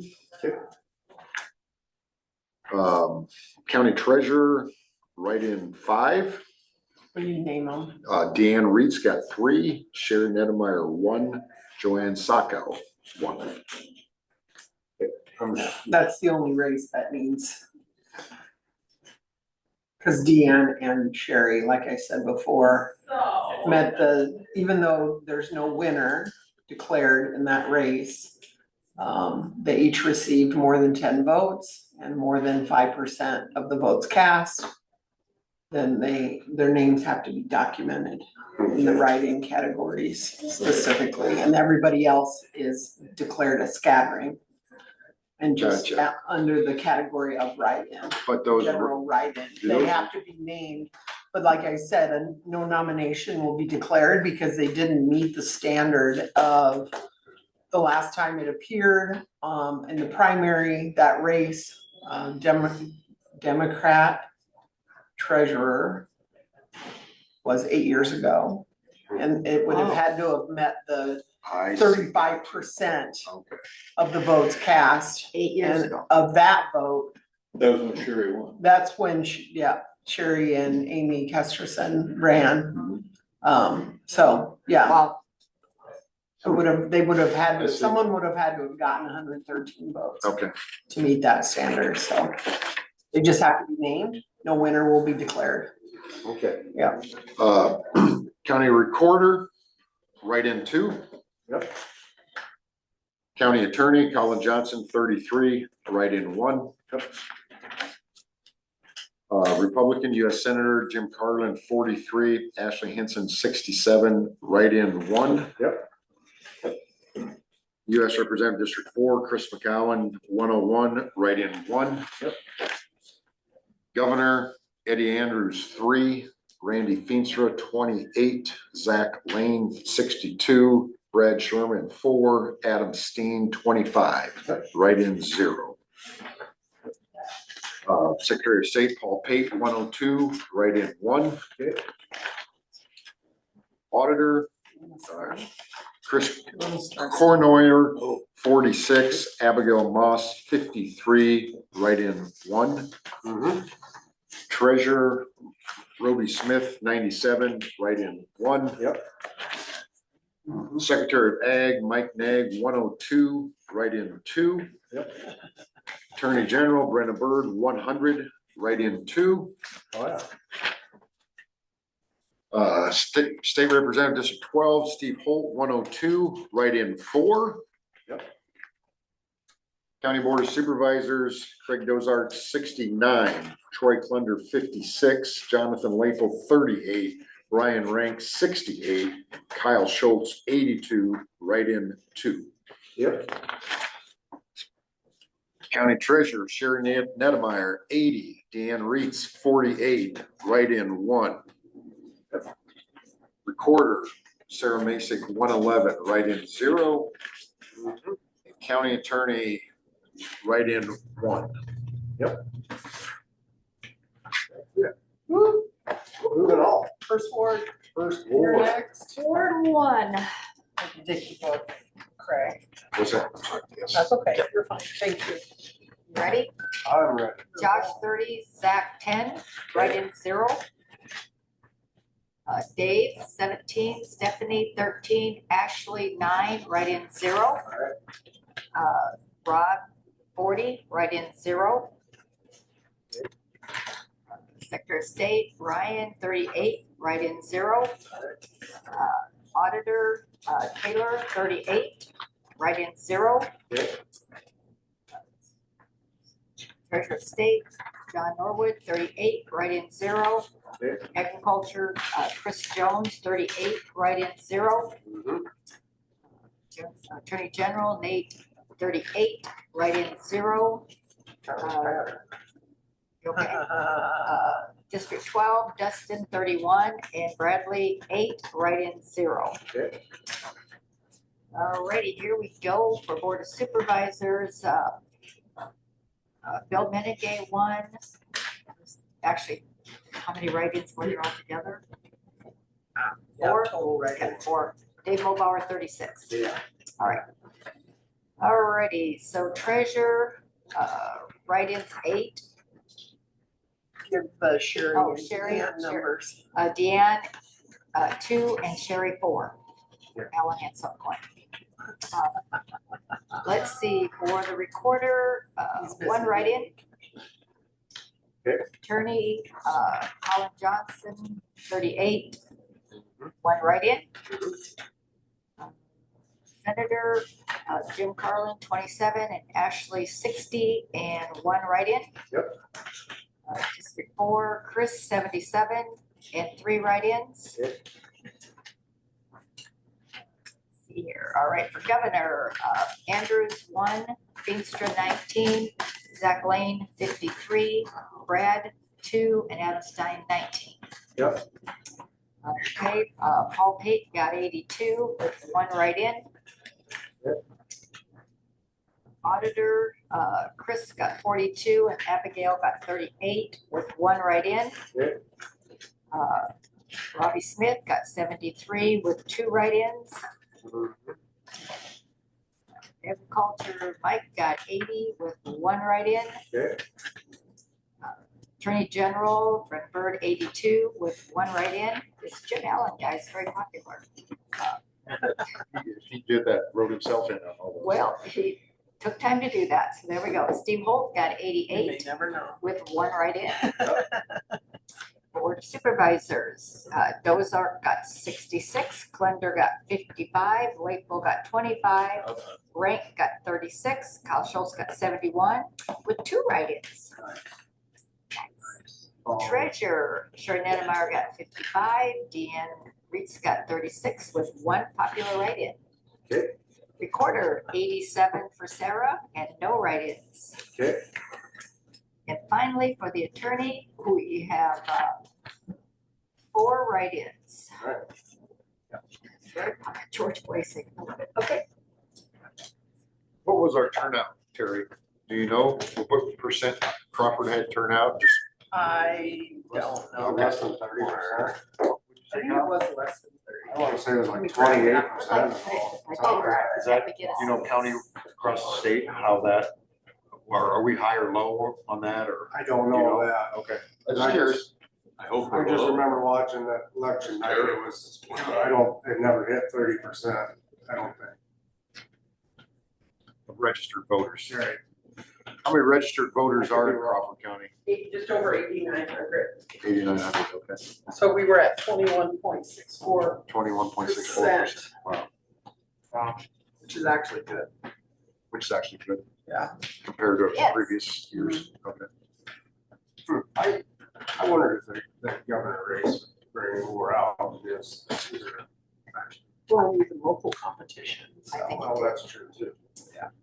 Who's that Ward 2? That'd be me. All right, let's do it. All right, Josh Turek, 23, Zach Walls, 9. Okay. 0 write-ins. Representative District 4, Dave Dawson, 12, Stephanie Steiner, 7, Ashley Wolf Hornabane, 13. Okay. She's worked her so she gets elected, trying to keep up with that. Right. Anyway, Governor Rob Sand, 29 write-ins, 0. Good. Secretary of State Ryan Peterman, 29 write-ins, 0. Auditor Taylor Weddich, 29 write-ins, 0. Yep. Treasurer John Norwood, 30 write-ins, 0. Secretary Ag Chris Jones, 29 write-ins, 0. The Attorney General Nate Williams, 29 write-ins, 0. Representative District 12 Dustin Durbin, 21, Brady Meyer, 11, and write-ins, 0. Yes. County Board of Supervisors Dave Mulbauer, 30, write-ins, 0. All right. Deanne Reitz, there's 5 write-ins for Treasurer Deanne Reitz, 2 blank, 2, 1 for Sherry Nettmeyer. Yep.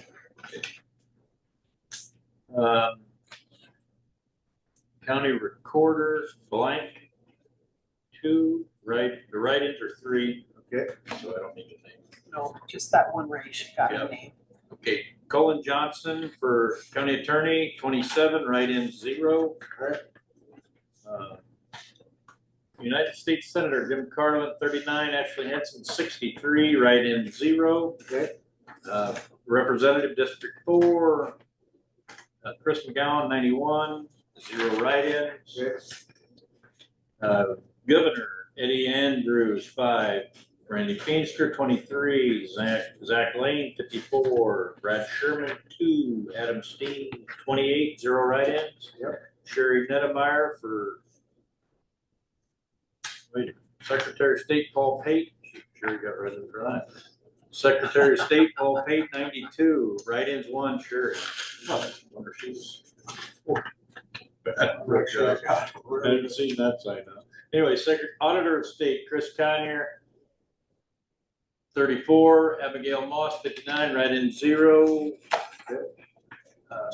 Treasurer of State Robbie Smith, 83. Write-ins, 1. Yep. Sherry, she's gonna be busy next year. Secretary of Ag Mike Nate, 89. 0 write-ins. Attorney General Brenna Bird, 91. 0 write-ins. Yep. Stephen Holt for District 12, 98. 0 write-ins. Yep. Board of Supervisors Greg Dozark, 76.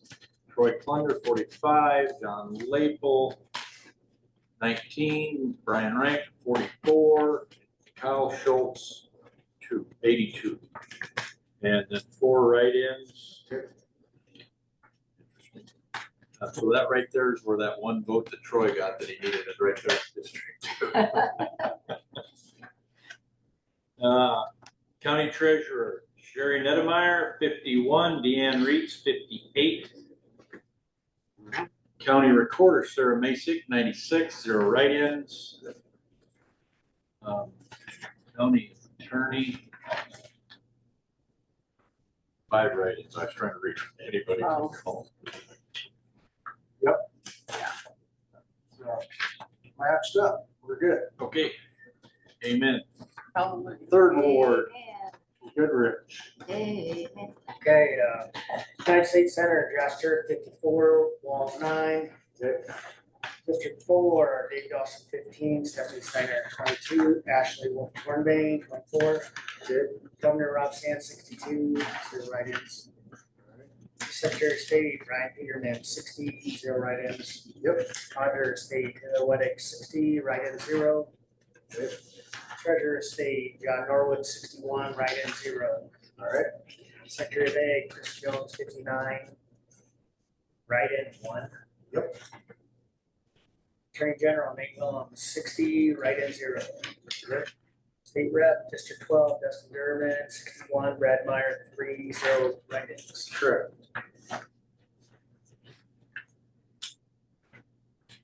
County Board of Supervisors, Dave Mulbauer, 57, write-in 6.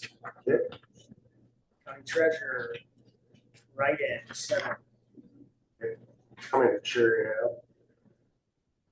There's the other twice, one and then another one with 2. Total 3, and Deanne had. Deanna had 1. Okay. County Recorder, 5 write-ins. Okay. County Attorney, Colin Johnson, 56, 0 write-ins. All right. United States Senator Jim Carlin, 58, Ashley Hinson, 109, 0 write-ins. All right. District 4, US Rep, Chris McGowan, 150, 0 write-ins. Governor Eddie Andrews, 6, Randy Beecher, 42, Zach Lane, 68, Brad Sherman, 9, Adam Steen, 47, 1 write-in. Secretary of State, Paul Pate, 149, 0 write-ins. Auditor of State, Kristen Neuer, 82, Abigail Moss, 60, 0 write-ins. Treasurer of State, Robbie Smith, 143, 0 write-ins. That's right. Secretary of Ag, Mike Nag, 148, 1 write-in. That's right. Attorney General, Brent Berg, 145, write-ins 3.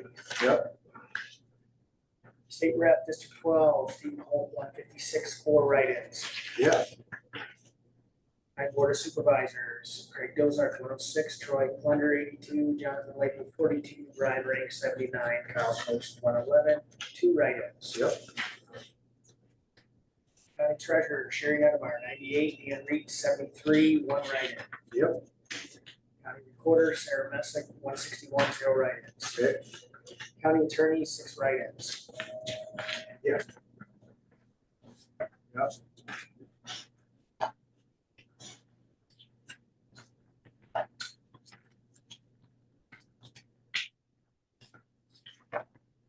Northeast Precinct? Northeast, lock and load, ready to roll. Okay.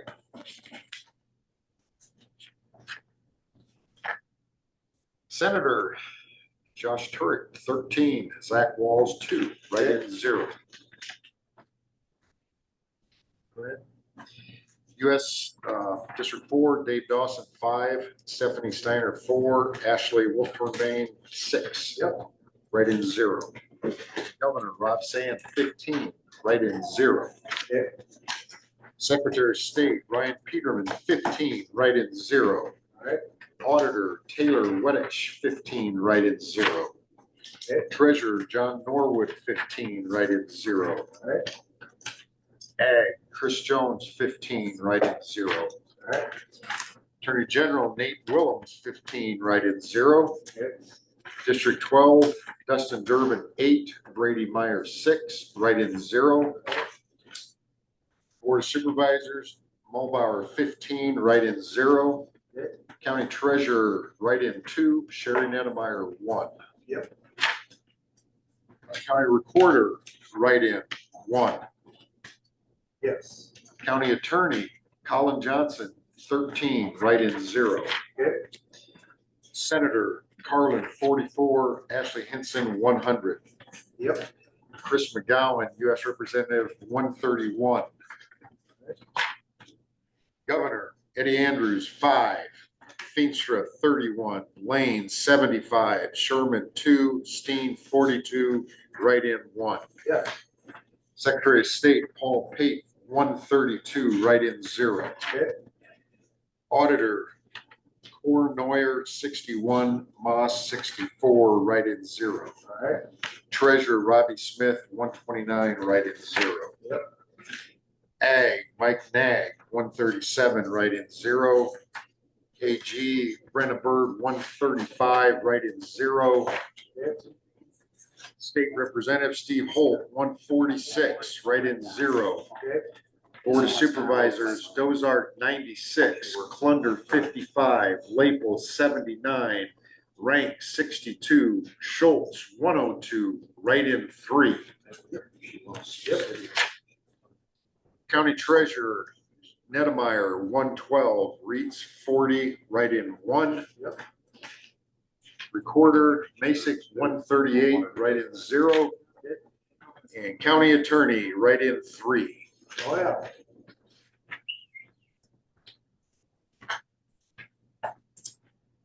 Well, East Precinct. I'm gonna go through it really fast. Are we? So let's have to get home so we can come back. So, are you ready? Okay. You need a break. All right. Josh, 25, Zach, 8, write-in, 0. All right. Dave, 13, Stephanie, 10, Ashley, 4, write-in, 0. Okay. Rob Sands, 34, write-in, 0. Secretary of State, Ryan, 27, write-in, 0. Okay. Taylor, 27, write-in, 0. Okay. John, 27, write-in, 0. Okay. Secretary of Ag, Chris, 28, write-ins, 1. Somebody sitting right next to you. Attorney General, Nate, 28, write-ins, 0. Okay. Dustin Durbin, 22, Brad, 7. Board of Supervisors, Dave Mulbauer, 35, write-in, 0. Okay. Treasurer, write-in, 5. How many share you? Oh, sorry about I that. just got enough. Reeds, 2, Nedemeyer, 2. Okay. I got it. No write-ins for the recorder. Okay. Sorry. Attorney, Colin, 28. Yes. Your Senator Jim, 51, and Ashley, 81, and 1 write-in of neither. Okay. Chris, 112, write-in, 0. Okay. Governor Eddie, 0. Feenstra, 29. Zach, 67. Brad, 7. And Adam, 43. 0 write-ins. Okay.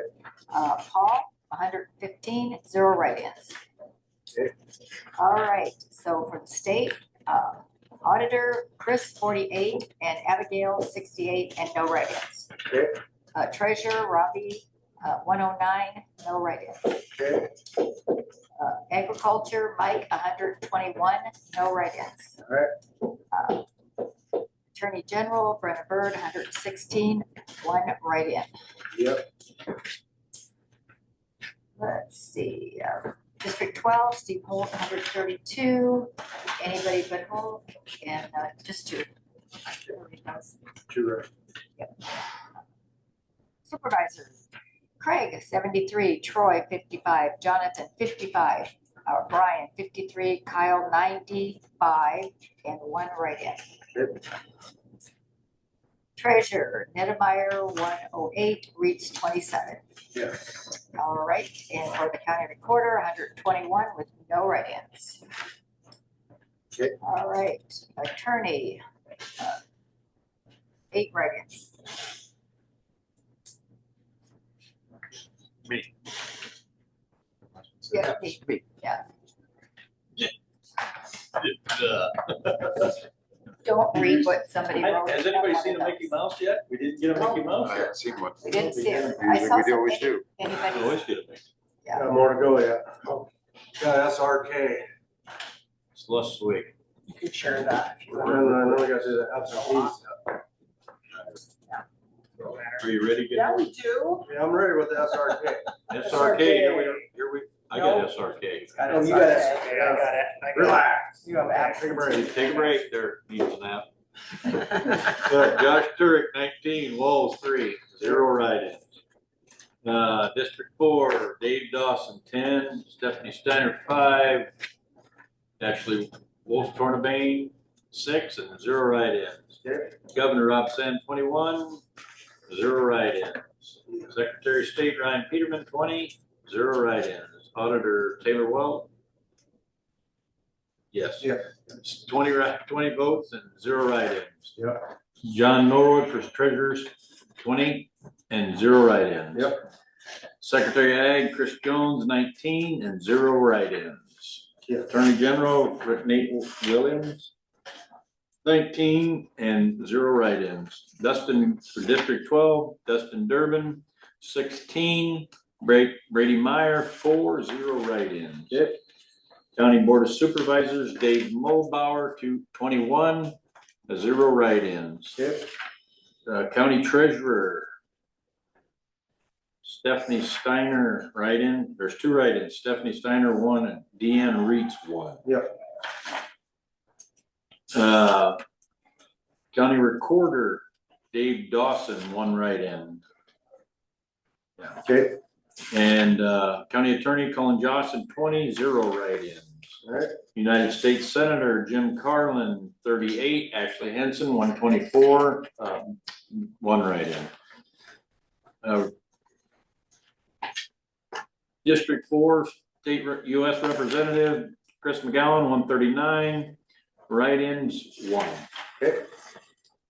Governor Eddie Andrews, 5, Feenstra, 40, Lane, 83, Sherman, 4, Steen, 42, and 1 write-in. Okay. Secretary of State Paul Pate, 140, and 1 write-in. Okay. Auditor Chris Conyer, 60, Abigail Moss, 86, and 1 write-in. Yeah. Treasurer Robbie Smith, 135, and 1 write-in. Yeah. Secretary of Ag Mike Nag, 151, and 1 write-in. Yep. Attorney General Brandon Byrd, 145, and 1 write-in. Yep. A lot of effort to go to put a blank in there every time, isn't it? District 12 State Rep, Steve Holt, 154, 3 write-ins. Okay. County Board of Supervisors, Craig Dozark, 82, Troy Klunder, 90, John Lapel, 31, Bran Rank, 76, and Kyle Schultz, 124, 1 write-in. Yep. County Treasurer, Sherry Nedemeyer, 126, Deanne Reitz, 39, and 0 write-ins. Yep. County Recorder, Sarah Masick, I think that's a 51 or a 57, Terry. I'm showing 7. Looks like a 7. Yep. Okay, 157 and 0 write-ins. Yep. Okay, County Attorney. They're all write-ins. There's 6 of them. 6 of them. Do I need to read any of them off? Nope. And that's it. All right.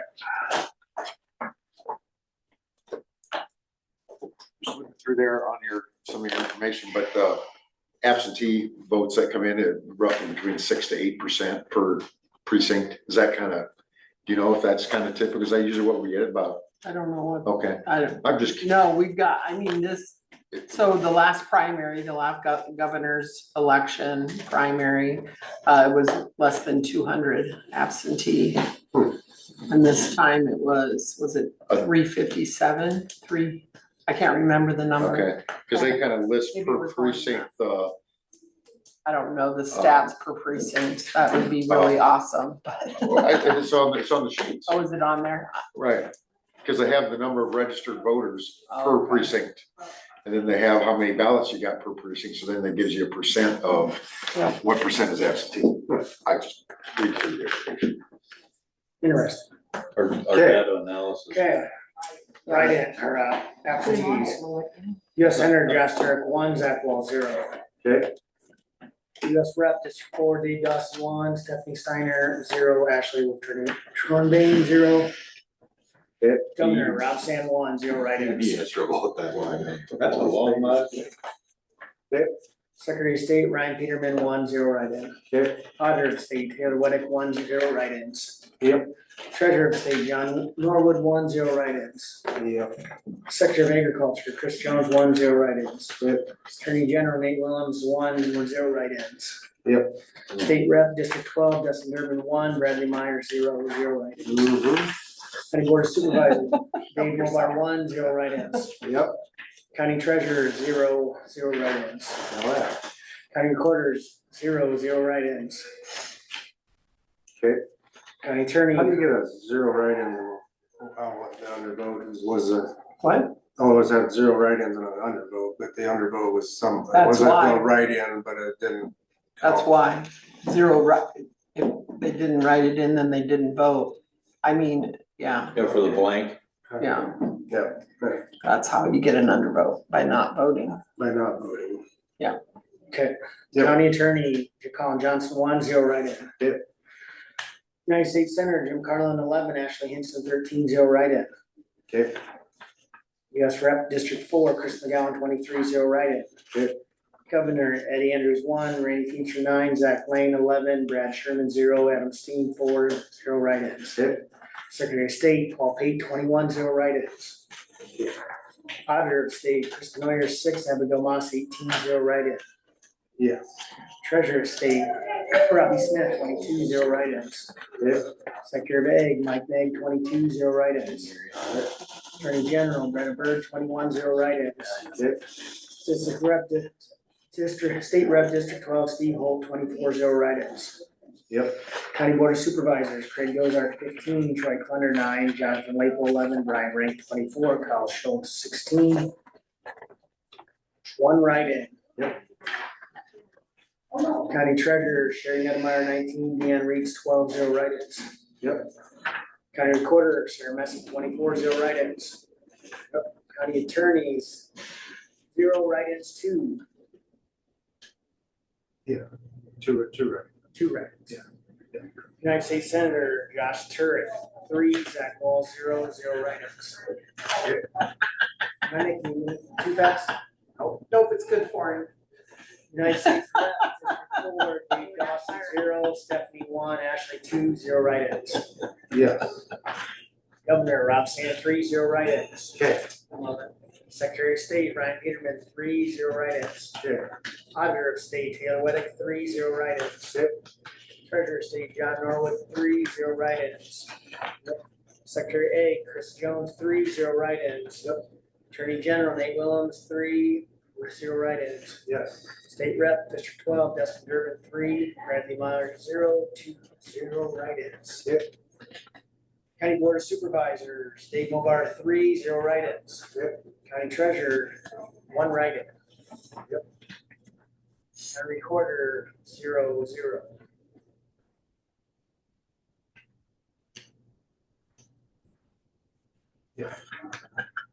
Double check. I want to make sure we're right. County Attorney Colin Johnson, 3, 0 write-ins. Yep. US Senator Jim Carlin, 10, Ashley Hinson, 16, 0 write-ins. US Rep District 4 Chris McGowan, 25, 0 write-ins. Governor Eddie Andrews, 0, Randy Feature, 14, Lane, 6, Sherman, 2, Steen, 5, 0 write-ins. All right. Secretary of State Paul Pate, 25, 0 write-ins. Yep. Auditor of State Chris Canoyer, 8, Abigail Moss, 16, 0 write-ins. Okay. Treasurer of State Robbie Smith, 22, 0 write-ins. Secretary of Ag Mike Nag, 24, 0 write-ins. All right. Attorney General Brenna Bird, 22, 1 write-in. Okay. State Rep District 12 Steve Holt, 25, 2 write-ins. All right. County Board of Supervisors Craig Dozart, 15, Troy Clunder, 23, Jonathan Lapel, 16, Brian Rank, 15, Kyle Schultz, 13, 3 write-ins. Okay. County treasurer Sherry Nettmeyer, 31, Deanne Reeds, 5, 0 write-ins. Yep. County recorder Sarah Messick, 30, 0 write-ins. Yep. County attorney 0, 0. Yep. United States Senator Josh Turk, 25, Zach Walls, 1, 0 write-in. United States Representative District 4, Dave Dawson, 11, Stephanie 3, Ashley 11, 0 write-in. Yeah. Oh, Governor Rob Sand, 25, 0 write-in. okay. Secretary of State Ryan Peterman, 26, 0 write-in. Auditor of State Taylor Weddick, 26, 0 write-in. Okay. Treasurer of State John Norwood, 26, 0 write-in. Yep. Secretary of State Chris Jones, 26, 0 write-in. Yeah. Attorney General Nate Williams, 24, 0 write-in. Yep.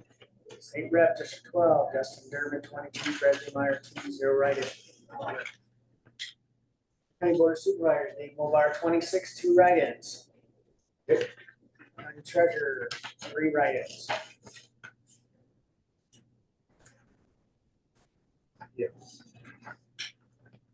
County Recorder, 1 write-in. Okay. County Attorney Colin Johnson, 23, 0 write-ins.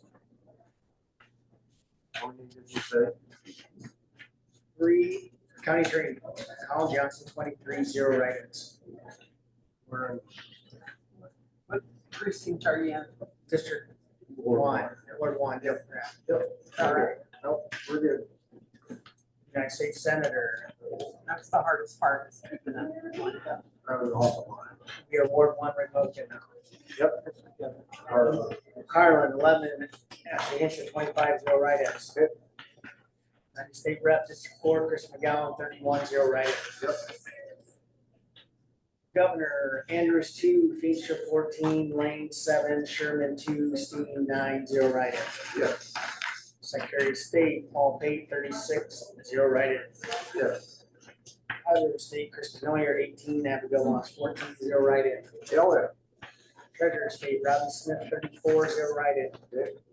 Secretary A Mike Nate, 36, 0 write-in. Attorney General Brad Bird, 35, 0 write-in. Yep.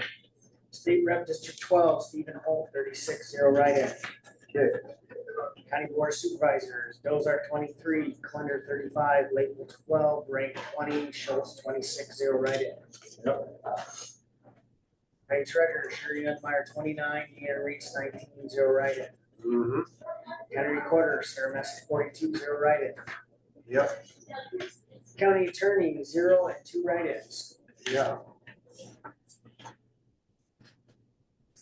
United States Senator Ward 2 Democrat. Josh Turk 14, Walls 5, 0 write-in. Okay. United States Rep District 4 Dawson 12, Stephanie 3, Ashley Wolftermy 2, 0 write-in. Governor Rob Sand 19, 0 write-in. Secretary of State Ryan Peterman 19, 0 write-in. Yeah. Auditor of State Taylor Weddick 19, 0 write-in. Yeah. Treasurer of State John Norwood 19, write-in 0. Secretary A Chris Jones 18, 0 write-in. Right. Attorney General Nate Williams 18, 0 write-in. State Rep District 12 Dustin Durbin 20, Brad Myers 0, 0 write-in. County Board of Supervisors Dave Mulbauer 20 and 3 write-ins. County Treasurer 0 and 3 write-ins.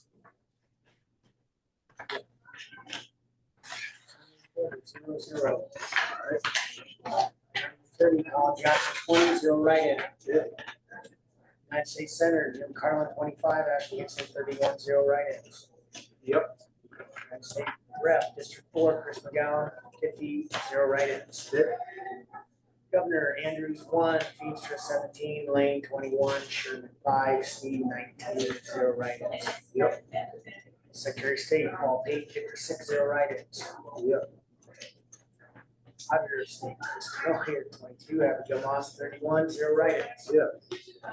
Treasurer of State Robbie Smith 47, 0 write-ins. Secretary A Mike Nagg 53, 0 write-ins. Yep. Attorney General Brenna Bird 52, 1 write-in. Yeah. State Rep District 12 Steve Holt 58, 0 write-ins. All right.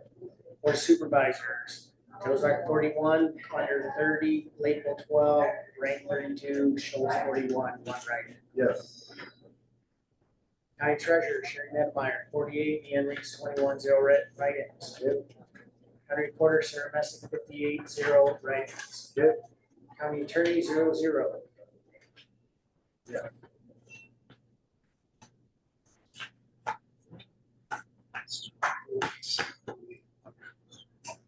Ward 3. Ward 3, United States Senator Josh Turk 21, Wall 6, 0 write-ins. United States Rep District 4, Dawson 10, Steiner 5, Torbay 8, 0 write-ins. Governor Rob Sand 30, 0 write-ins. Secretary of State Ryan Peterman 29, 0 write-ins. Auditor of State Taylor Weddick 27, 0 write-ins. Jumped out. Treasurer of State John Norwood 29, 0 write-ins. Secretary of A Chris Jones 27, 0 write-ins. Yes. Attorney General Nate Williams 28, 0 write-ins. Yes. District Rep, State Rep District 12 Dustin Durbin 20, Brad Meyer 7, 0 write-ins. Board of Supervisors Dave Mulbar 29, 1 write-in. County Treasurer 0 and 3 write-ins.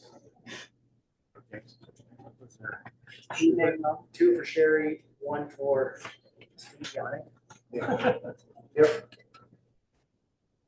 County Recorder 0 and 1 write-in. County Attorney Colin Johnson 29 and 0 write-ins. Non-Republican United States Senator Carlin 28, Hinson 36, 0 write-in. State Rep or United States Rep District 4 Chris McGowan 56, 1 write-in. Governor Andrews 0, Kingstrip 30, Lane 18, Sugar 5, Steen 25, 0 write-in. Secretary of State Paul Pate 63, 0 write-in. Auditor of State Chris Canoyer 36, Abigail Moss 26, write-in 0. Yes. Treasurer of State Robbie Smith 56, 0 write-in. Secretary of Ag Mike Meg 61, 1 write-in. Attorney General Brandon Bird 60 and 0 write-ins. State Rep District 12 Steve Holt 68, write-ins 1. Board of Supervisors Dozark 53, Condor 36, Lakeville 22, Rank 45, Schultz 63, 0 write-ins. County Treasurer Sherry Nettmeyer 62, Deanne Reeds 24, 0. County Recorder Sarah Messick 74, 1 write-in. County Attorney 0 and 2 write-ins. Mail's all signed up over here. Yep. I'm going so good. I'll keep it. All right. I'll say hand it off if you want to, Well, then you can sign. yeah. Just northeast, southeast, and SRK, absentees. Where we starting at? What'd you say? Northeast, Northeast Democrat. United States Senator. I don't know if it matters, it's not my book. Turk 14, Zach Walls 1, 0 write-in. You're gonna go across and then turn the page. Yeah, Turn the page now. yeah. United States Rep District 4, Dawson 8, Stephanie 3, Ashley 2, 2 write-ins. Don't mark Yep. my canvas. Governor Rob Sand 14, 0 write-ins.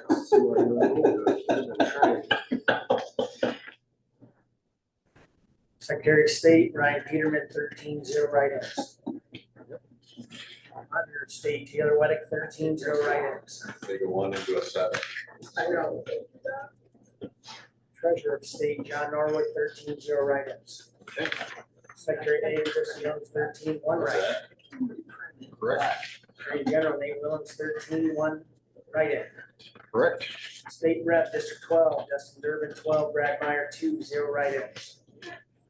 Correct. Board of Supervisors Dave Mulbar 15, 0 write-ins. County Treasurer 0 and 1 write-in. Sure, it still has some room. Northeast, you've got, okay, one write-in, yes, 1 write-in. that's it. That's it. Okay. County Recorder 1 write-in. Yep. County Attorney Colin Johnson 13, write-in 0. Yep. United States Senator Jim Carlin 15, Ashley Hinson 23, 0 write-in. Yep. United States Representative District 4, Chris McGowan, 27, 0 write-in. Yep. Governor Andrews 3, Dean 14, Lane 13, Sherman 1, Steen 11, 0 write-in. Correct. Secretary of State, Paul Pate, 34, 0 write-in. Okay.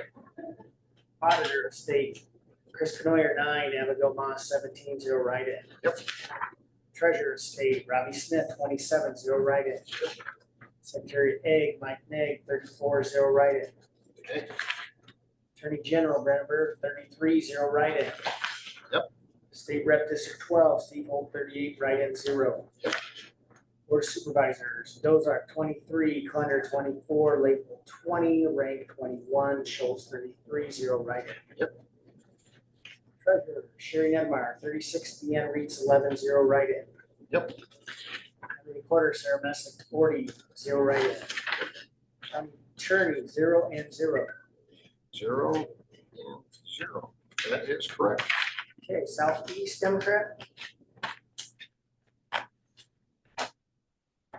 United States Senator Turk 13, Walls 1, 0 write-in. Yep.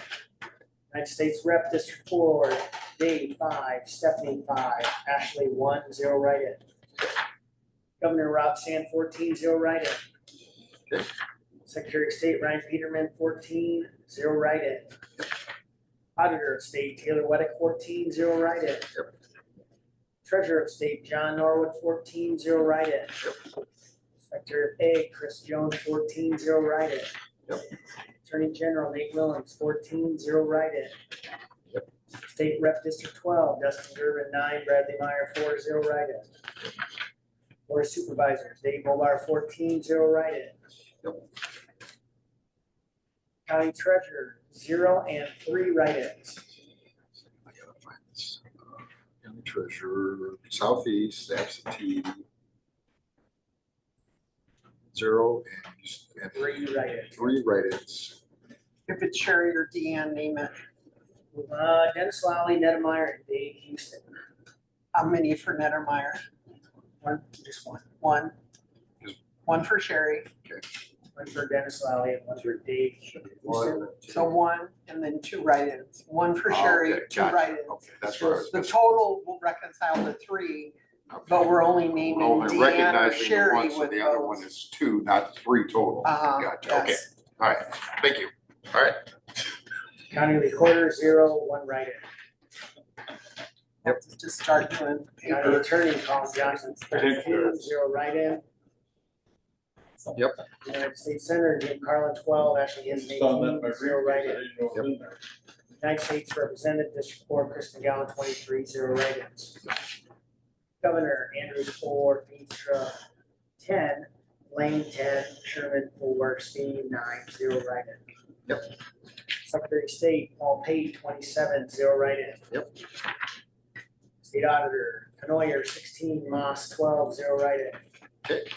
Treasurer of State Robbie Smith 25, 0 write-in. Okay. Secretary of Ag Mike Nag 27, 0 write-in. Okay. Attorney General Brandon Berg 24, 0 write-in. Yep. State Rep District 12 Steve Holt 26, 0 write-in. Yep. Board of Supervisors Dozark 23, Clunder 21, Lakeville 13, Rank 17, Schultz 26, 0 write-in. Yep. County Treasurer Sherry Nedemeyer 28, Deanne Reeds 9, 0 write-in. County Recorder Sarah Messick 33, 0 write-in. Yep. County Attorney 0 and 0. Correct. United States Senator, this is SRK Democrat. Derek 9, Walls 4, 0 write-in. United States Representative District 4, Dave 2, Stephanie 3, Ashley 5, 0 write-in. Yep. Governor Rob Sand 9, 0 write-in. Secretary of State Ryan Peterman 10, 0 write-in. Auditor of State Taylor Weddick 9, 0 write-in. Treasurer of State John Norwood 9, 0 write-in. Secretary of Ag Chris Jones 9, 0 write-in. Attorney General Nate Williams 9, 0 write-in. State Rep District 12 Dustin Durbin 5, Bradley Meyer 3, 0 write-in. Yep. County Board of Supervisors Dave Mulbar 12, 1 write-in. Yep. County Treasurer 0 and 1 write-in. Yes. County recorder, 0. County attorney, Colin Johnson, 10, 0 write-in. Yep. Next, state senator, Carlin, 14, Hinson, 16, 0 write-in. United States Representative District 4, Chris McGowan, 27, 0 write-in. Governor Andrews, 1, Feetra, 7, Lane, 13, Sherman, 0, Steen, 6, 0 write-in. Yep. Secretary of State, Paul Pate, 26, 0 write-in. Yes. Okay, I was on the wrong line. Yes. Auditor of State, Canoyer, 9, Moss, 14, 0 write-in. Yep. Treasurer of State, Robbie Smith, 25, 0 write-in. Secretary of State, or Secretary of Agriculture, Mike Nag, 26, write-in, 0. Attorney General, Brett Byrd, 28, 0 write-in. District Rep, or State Rep, District 12, Steve Holt, 28, write-in, 0. Board of Supervisors, Ozark, 17, Clunder, 17, Lakeland, 10, Rank, 12, Schultz, 22, 1 write-in. Yes. County Treasurer, Sherry Nedemeyer, 26, Deanne Reed, 8, 0 write-ins. Yes. County Recorder, Sarah Messick, 31, write-in, 0. Yes. County Attorney, 0 and 1 write-in. Yes. Hot dog. Thank you. Well, you can just come back and help us do that anytime. By special request. How about that? So you don't lose practice.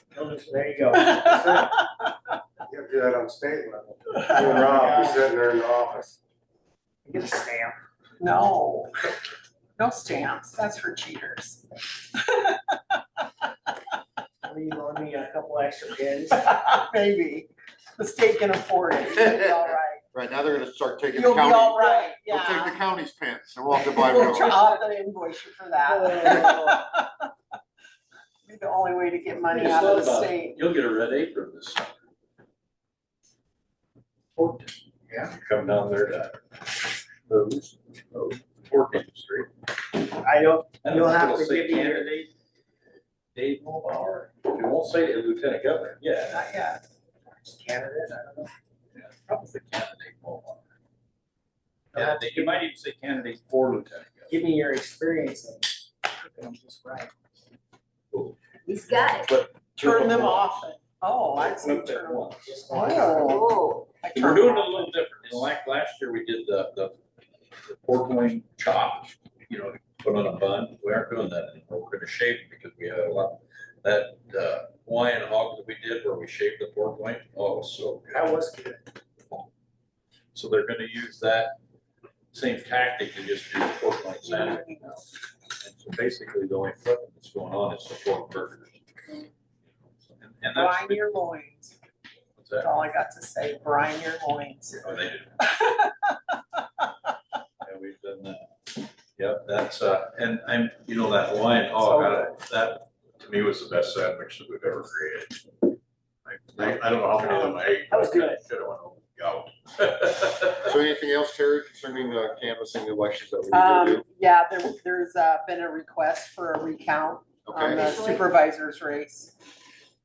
Or the, so well, what it does was that, on the Republican ticket. We're what gonna does that mean verify. for us as a board? Nothing Nothing? necessarily. So your If it office doesn't, if staff? the results don't change, you won't have to canvass it. If it does change, you will canvass it. So I expect you will not be canvassing. There should not be a change. so how exactly does that work? Just, Same way it happened on election night. It'll Okay. be, they'll be scanned. Ballots will all be scanned. They have a representative come and watch, or how is You it? can, each of the, so, as candidates on the Republican ballot, the two of you can each have up to five people, witness can I go? the recount. We're just going. So you're selected by the candidates to go. You're selected by the candidates to go Well, then I to can. that. We are doing it tomorrow. I think that's still a go. Are we still talking tomorrow for the recount, Megan? I believe so. Was it noon? Is that what we talked about? Okay, that's what I was remembering, but that doesn't always make it so. So yeah, we're looking at noon tomorrow, should be down the hall to the election room, should be where we have it. Okay. Unless we have 5 representatives from each candidate, and then we might need to use this room. But if we can use that For some room. reason, something does change, and do we recanvass next Tuesday?